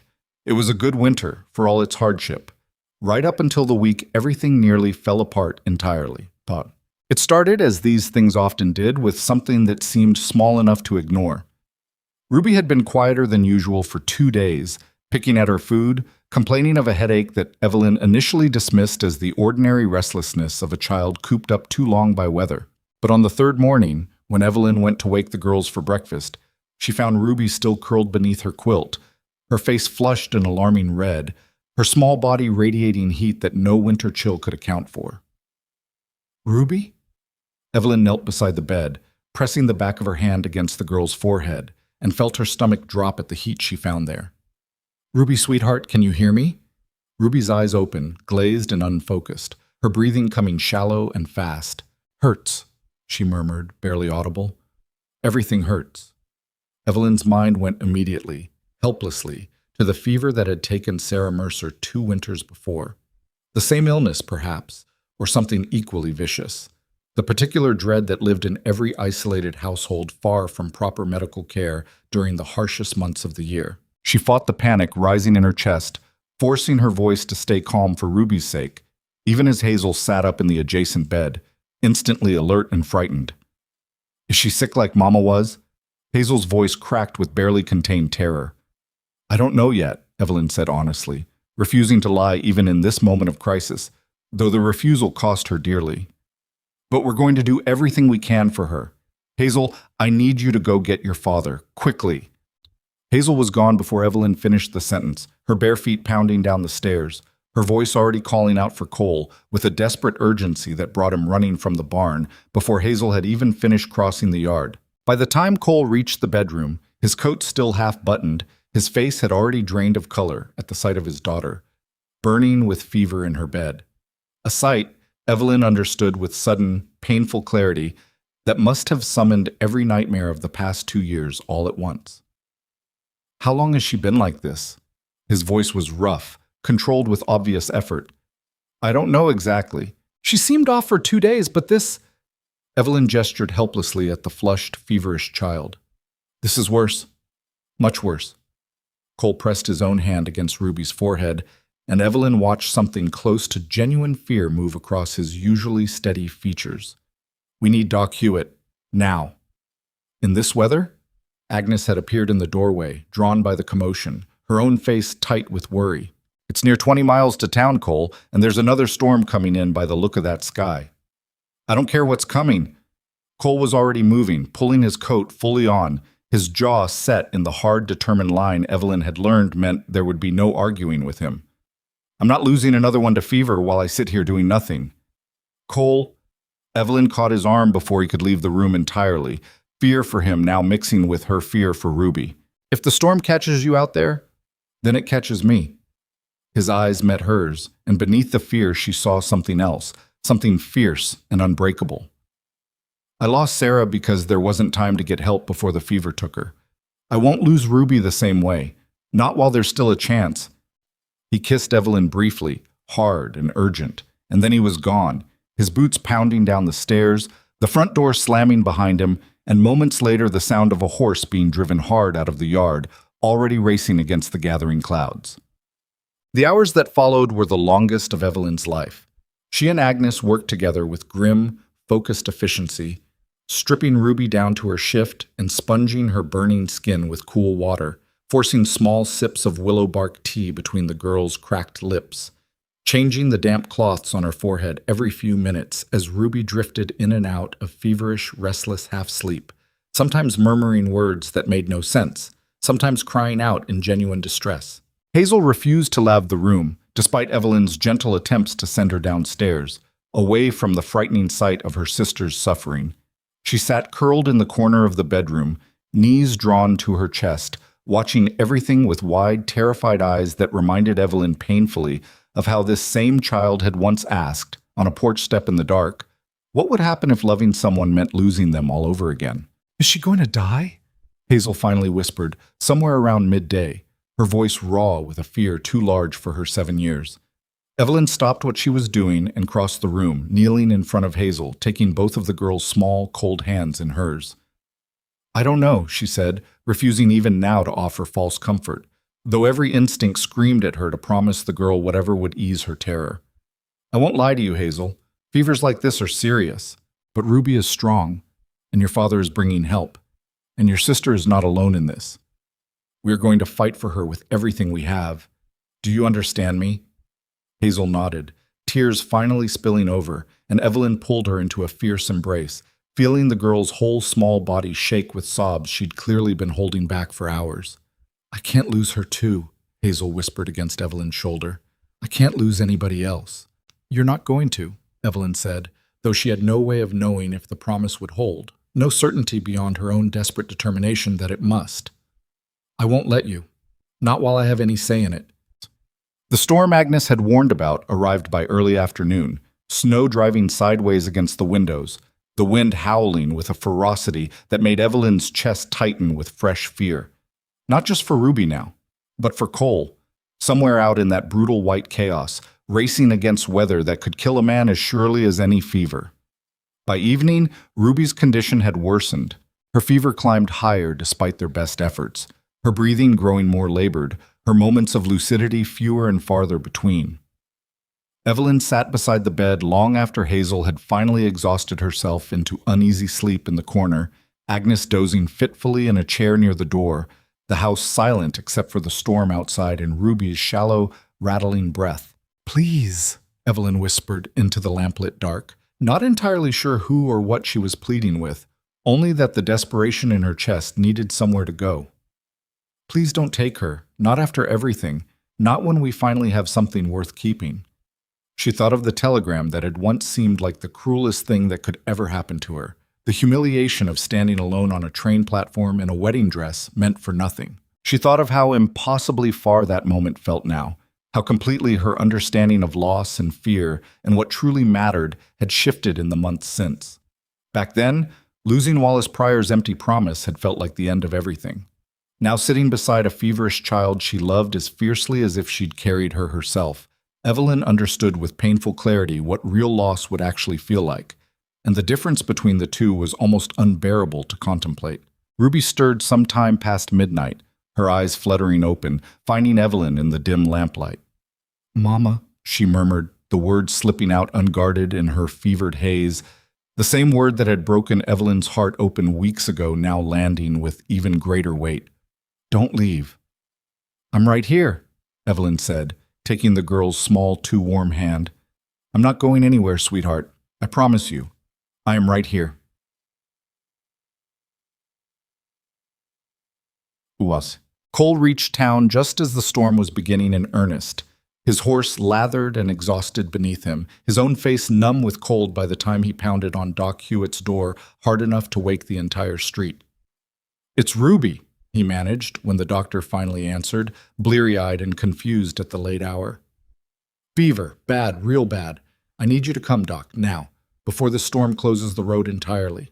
Hewitt, a heavy-set man in his 50s with steady hands and decades of frontier medicine behind him, took one look at Cole's desperate, wild-eyed expression and was already reaching for his coat and bag before Cole finished explaining. "Give me 5 minutes."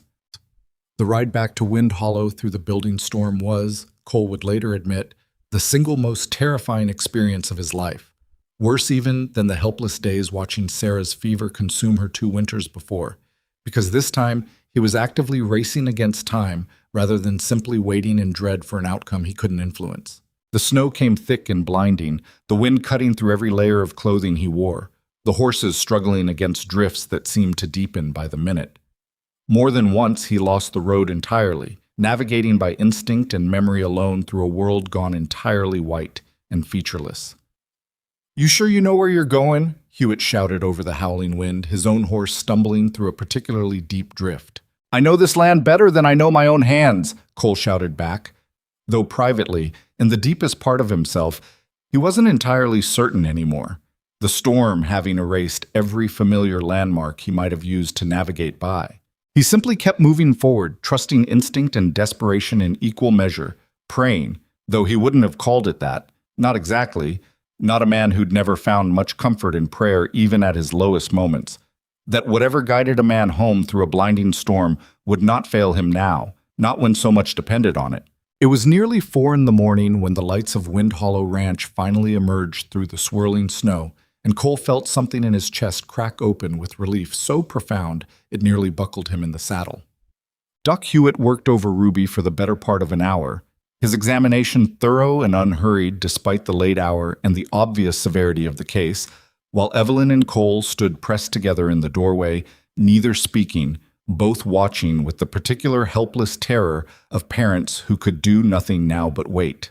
"It's not the same fever that took your wife," Hewitt finally said, straightening from the bed, and Cole felt Evelyn's hand find his, gripping tight enough to bruise. "This is closer to pneumonia, I think, settling in her chest from whatever cold she'd been fighting before it turned serious. Dangerous, especially in a child this small, but treatable, if we can break this fever and clear her lungs before it worsens further." "What do we need to do?" Evelyn asked immediately, already moving toward the medical bag Hewitt had set on the dresser. Hewitt walked them through it methodically. Steam treatments to help clear Ruby's labored breathing, a tincture to bring the fever down gradually rather than too quickly, careful monitoring through the night to watch for any sign of the illness worsening rather than improving. It was exhausting, meticulous work, and Hewitt made clear before he finally allowed himself to rest in the spare room that the next 48 hours would tell them whether Ruby's small body would win this fight or lose it. Evelyn and Cole took turns through what remained of that night and the following day, neither willing to leave Ruby's side for more than the briefest necessary moments, working through the careful rotation of steam and tinctures and cool cloths that Hewitt had outlined, watching every shift in the girl's breathing with desperate, focused attention. Hazel, when she woke and found the doctor already there, the household in full crisis mode around her, did not retreat to her usual corner this time. Instead, she insisted on helping, fetching water, and clean cloths with a fierce, determined focus that reminded Evelyn powerfully of Cole's own stubborn resilience. "I want to help," Hazel insisted, when Evelyn gently suggested she might rest. "I can't just sit there and wait. I have to do something." "Then help," Evelyn said, understanding the need too well to deny it. "Bring fresh water. Your sister needs all of us right now." By the second night, Ruby's fever had begun, finally, to break. Not all at once, but gradually, the dangerous heat radiating from her small body slowly receding as the steam treatments cleared the worst of the congestion from her chest. Her breathing, which had been so frighteningly labored, began to even out into something closer to normal sleep, rather than the shallow, struggling gasps that had terrified them all for 2 days straight. Hewitt, examining her again on the morning of the 3rd day, finally allowed himself a small, relieved smile. "She's turning the corner," he said. "Still needs careful watching, still weak as a kitten, but the worst of it is past. You all did good work keeping her fighting through the hardest part." The relief that swept through the house in that moment was almost overwhelming in its intensity. Agnes openly weeping into her apron for the second time in as many months, Hazel collapsing into uncontrollable sobs of relief against Evelyn's side, Cole standing silent in the doorway with his hand pressed against his mouth, visibly fighting to maintain composure in front of the doctor.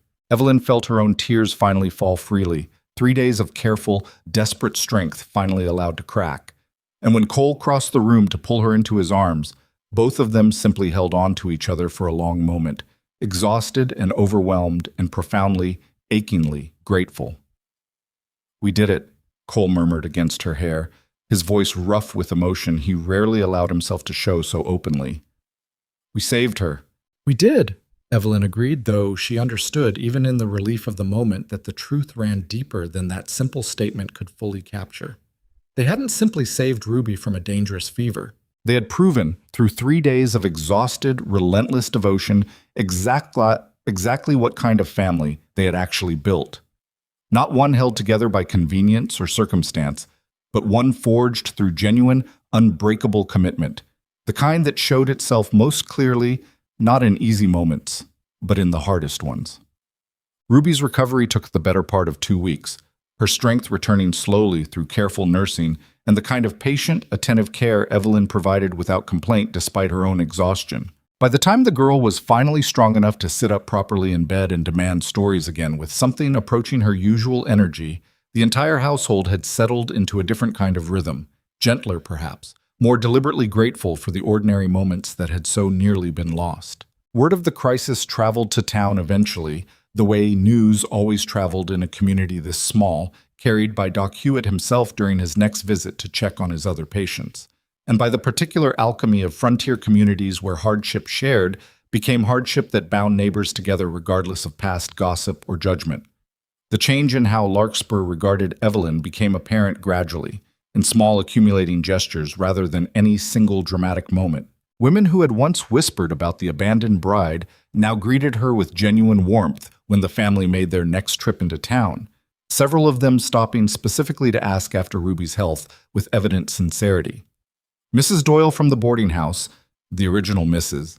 Doyle, Evelyn still occasionally had to remind herself, distinct from Agnes, pressed a jar of preserves into her hands unprompted, murmuring something about how relieved the whole town had been to hear the child had pulled through. "Seems you've gone and become one of us," the woman said, not unkindly, the comment carrying none of the pitying curiosity that had marked their first meeting months before.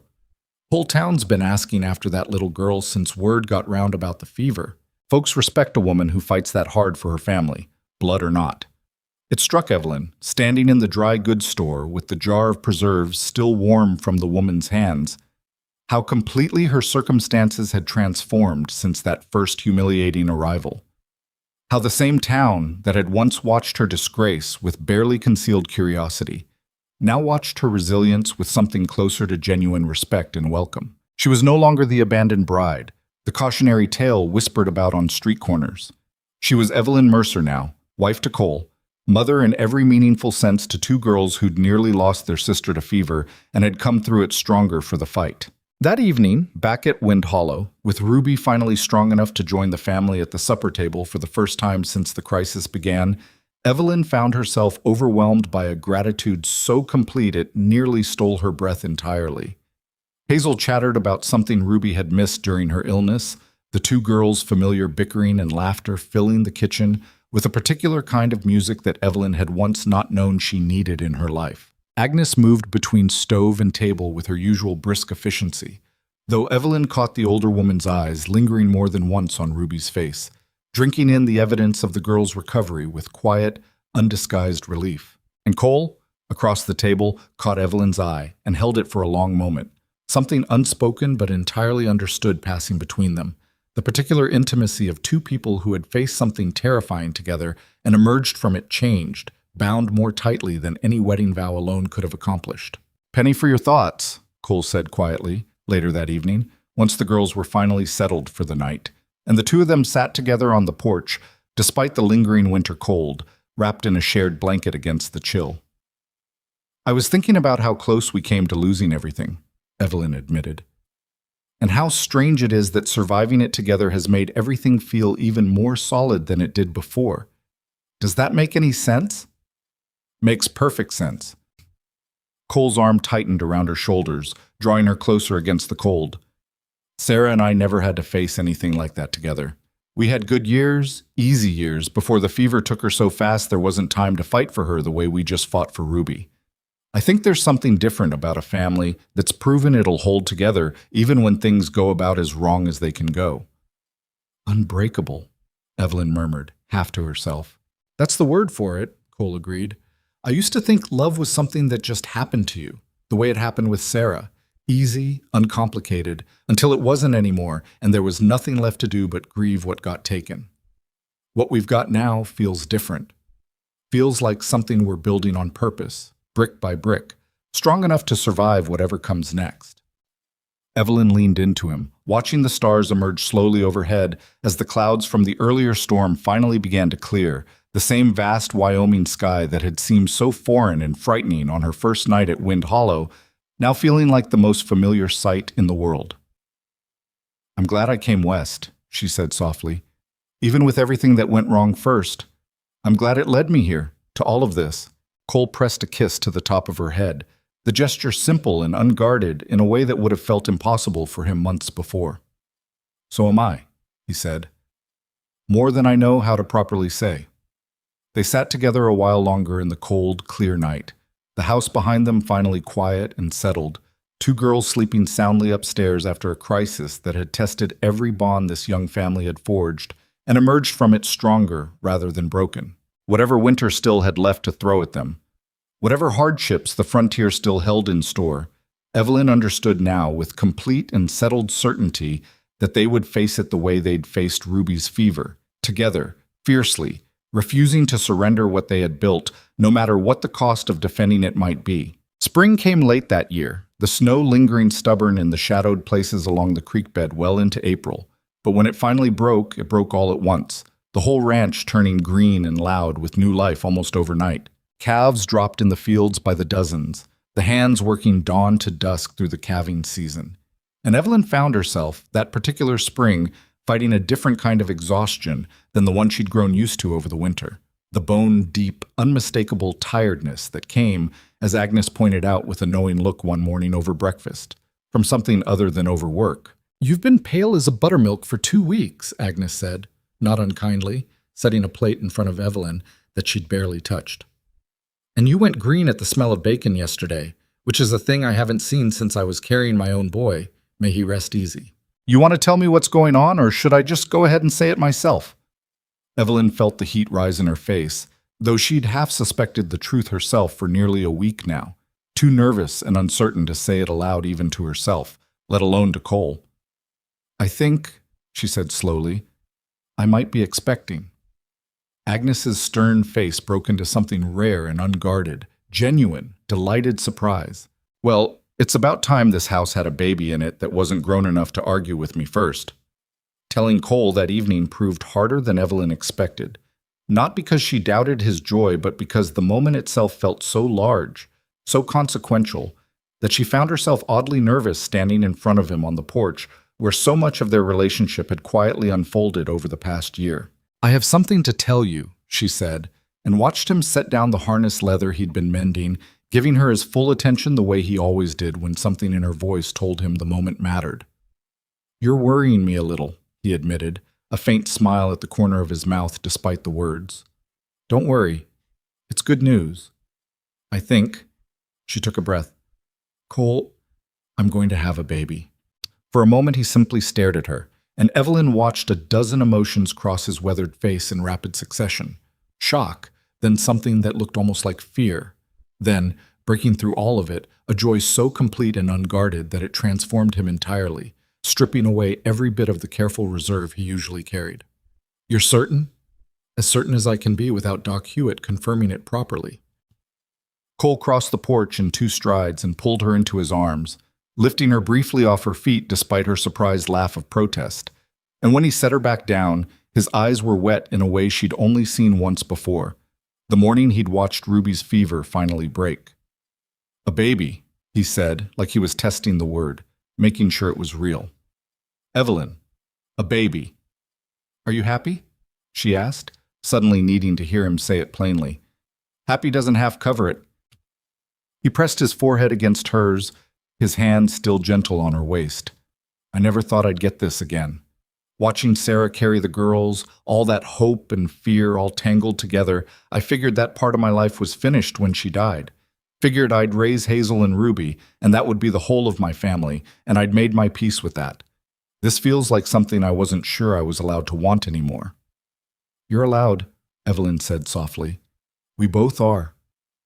Telling the girls proved an entirely different kind of moment, full of the particular chaos only two excited children could produce. Ruby, fully recovered now from her illness the previous winter and stronger for having survived it, shrieked with delight loud enough that Agnes came running from the kitchen, certain something had gone wrong, only to find Ruby spinning in circles around the kitchen, already chattering about whether the baby would be a boy or girl and what she might teach it once it was old enough to learn. Hazel's reaction was quieter, more complicated, and Evelyn watched her carefully, remembering the porch conversation from the previous fall, the girls' deep, abiding fear that anything good in their lives might prove fragile and temporary.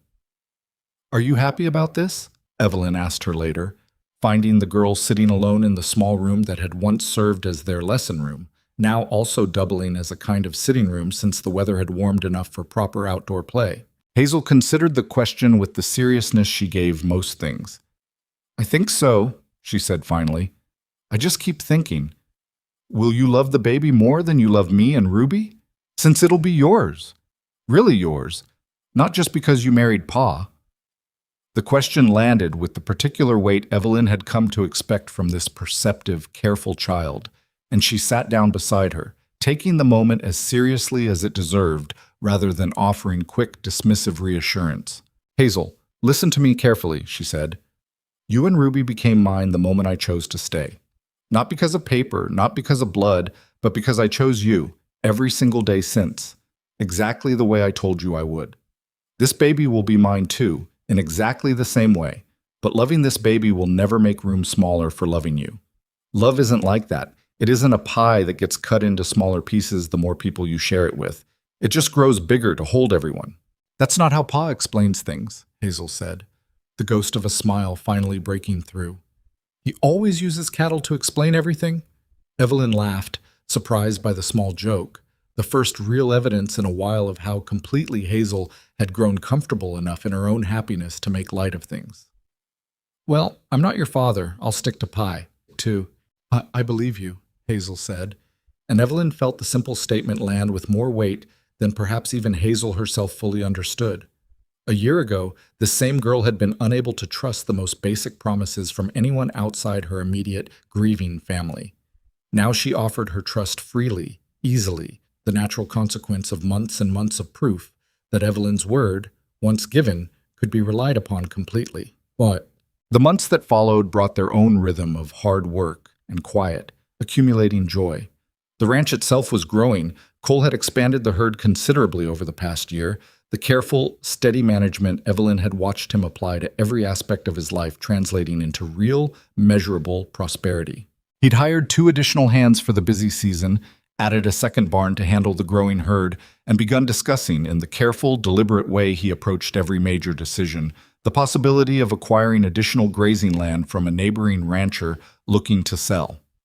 We're not just surviving anymore, he said one evening, looking over the ledger books with a satisfaction Evelyn rarely saw him express so openly. We're actually building something that'll last beyond just us, something the girls can inherit if they want it, something for this baby to grow up into. You sound surprised, Evelyn said, settling into the chair across from him, her hand resting unconsciously on the gentle curve of her belly, now well into its 5th month. I am, a little. Cole set down his pen, considering the admission. After Sarah died, I didn't think much past simply keeping the ranch afloat and the girls fed and clothed. Building something, growing something, that felt like a luxury I'd given up the right to want. Grief does that to a man sometimes. Makes ambition feel selfish, like wanting more than survival is some kind of betrayal of what you lost. And now? Now I look at you and the girls and this baby coming, and I think, why shouldn't we want more? Why shouldn't we build something worth being proud of? Something that honors what we've all survived to get here? He reached across the table, taking her hand. You did that, Evelyn. You didn't just help me raise my daughters or run this household. You gave me back my reason to want things again, to hope for things again, instead of just enduring them. It wasn't the kind of grand romantic declaration found in the novels Evelyn had once read as a girl in Ohio, imagining the kind of love story she might someday be lucky enough to live. It was better than that, she'd come to understand. A plain, honest acknowledgement from a man who didn't speak easily of his feelings, offered with the same careful deliberation he gave every important thing in his life. The community around them, too, had continued its slow but steady embrace of the family Wind Hollow had become. Evelyn found herself, by that summer, genuinely woven into the fabric of Larkspur's social life, in a way she'd never imagined possible during those first humiliating days standing alone on the train platform. She'd become close with several of the neighboring ranch wives, women who understood instinctively the particular hardships and joys of frontier life, who welcomed her into their circle with a warmth that had nothing to do with pity and everything to do with genuine respect for a woman who'd proven, through hardship, survived and met head-on, that she belonged among them. Even Reverend Tate, on a visit to the ranch that summer to check on the family's well-being, found himself laughing genuinely at something Hazel said over supper. Any lingering awkwardness from Evelyn's declined teaching position, long since forgotten in the face of what was obviously, to anyone who spent even a single evening at Wind Hollow, a thriving and deeply happy family. "I confess," he said to Evelyn privately before he left that evening, "I was disappointed when you declined the teaching position. Thought the town was losing out on something valuable, but watching you here with this family, I understand now that you found exactly the calling you were always meant to find. Some teaching happens in a schoolhouse. Some happens at a kitchen table or a porch step or beside a sickbed in the dead of winter. I think you've done more good in this house than you ever could have done in mine." The words moved her more than she expected, a kind of quiet validation that closed something inside her that had remained, despite everything, slightly open and uncertain since that desperate decision the previous fall. The baby came in late September, nearly a full year to the day after Evelyn had first stepped off the train into Larkspur Station wearing a wedding dress meant for nothing. The labor was hard, harder than Evelyn had braced herself for, despite Agnes's careful preparation and the steady, reassuring presence of the midwife who'd been summoned from a neighboring ranch days before in anticipation of exactly this difficult possibility. Cole, banished from the bedroom according to custom, spent the long hours of labor pacing the porch outside. Hazel and Ruby huddled close beside him, all three of them listening with growing anxiety to the sounds drifting through the open window above. "Is it supposed to take this long?" Ruby asked, somewhere around the 8th hour, her young face creased with worry. "I don't rightly know," Cole admitted, his own composure clearly fraying under the strain. "Babies come in their own time, I suppose. Can't rush them any more than you can rush a calf that's taking its time being born." "Will she be all right?" Hazel asked quietly, and Cole heard, beneath the simple question, all the old fear that still lived somewhere in his eldest daughter, despite the past year's accumulated proof that good things could last. "She's strong," Cole said, pulling both girls close against him. "Stronger than near anybody I've ever known. She fought through that fever right alongside Ruby, fought through every hard winter day without complaint, fought her way into loving us even when she had every reason in the world to protect her heart instead. She'll fight through this too." It was nearly midnight when the midwife finally emerged onto the porch, exhausted but smiling, to deliver the news that Cole had a son, small but healthy, lungs strong enough that his first cry had carried clear through the closed bedroom door. Cole found Evelyn exhausted but radiant, propped against pillows with the newborn cradled against her chest, and the sight of them together struck him with a force he hadn't fully anticipated, even after a year of building toward exactly this moment. "He's perfect," Evelyn murmured, looking up at Cole with tired, joyful eyes, as he crossed the room and sat carefully on the edge of the bed beside her. "What should we call him?" Evelyn had thought about this for months, turning over different possibilities, but in this exact moment, holding her son for the first time, only one name felt right. "Samuel," she said, "after my father, if that's all right with you." "Samuel Mercer," Cole said, testing the name, something fierce and protective already settling into his expression as he looked down at his son. "It's a good name, strong name." The girls were allowed in shortly after, both of them crowding close to the bed with the particular wide-eyed wonder of children meeting a new sibling for the first time. Ruby immediately chattering about all the things she planned to teach him once he was old enough. Hazel quieter, but no less moved, reaching out with careful, gentle fingers to touch the baby's tiny hand. "He's so small," Hazel said softly. "You were small too once," Evelyn said, "and look how strong you've grown." Hazel looked up at her then, something settled and certain in her expression that hadn't been there a year before, back when every good thing in her life had felt fragile and temporary, liable to vanish without warning the way her mother had.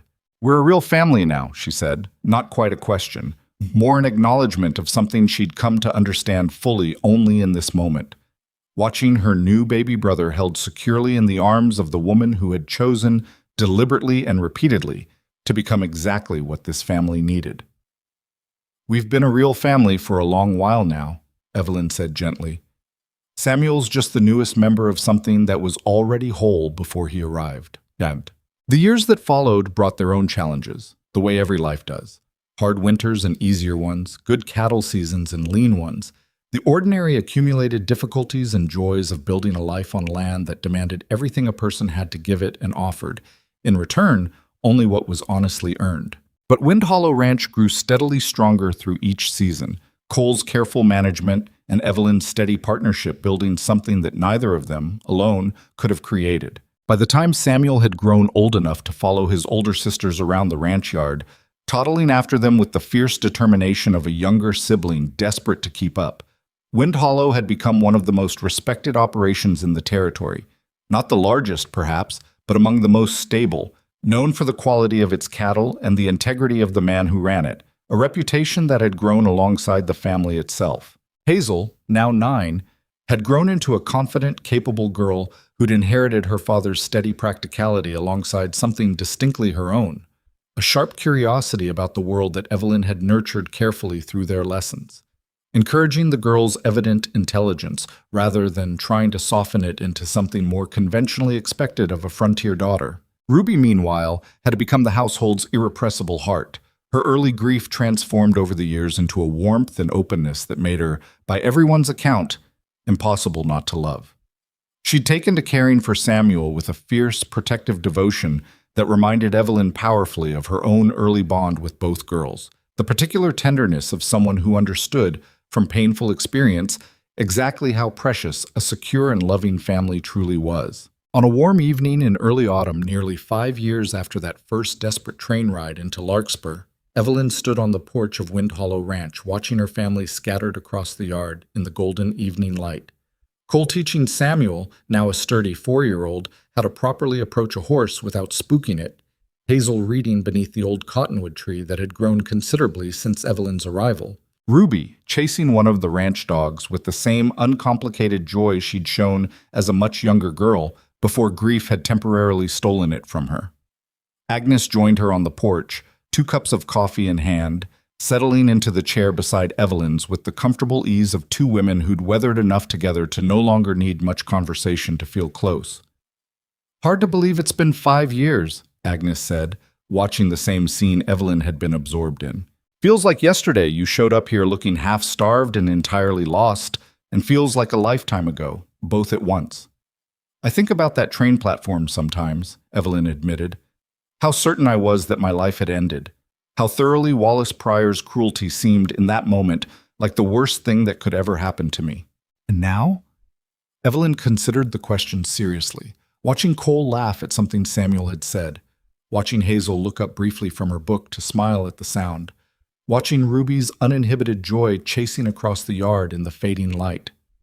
"Now I think it was the kindest thing anyone ever did for me, even if he never meant it that way," she said finally. "If Wallace Pryor hadn't broken that engagement, I never would have ended up on this ranch, never would have met Cole or Hazel or Ruby, never would have built any of this.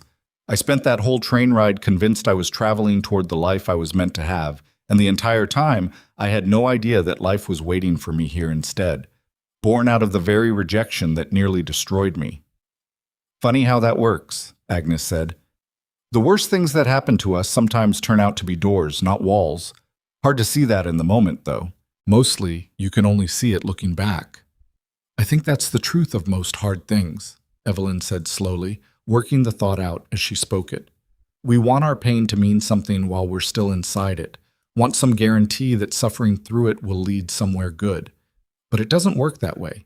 You just have to keep choosing to move forward, keep choosing the people and the life in front of you, without knowing yet whether any of it will be worth what it costs. I didn't know, riding out here with Cole that first day, whether I was making the bravest decision of my life or the most foolish one.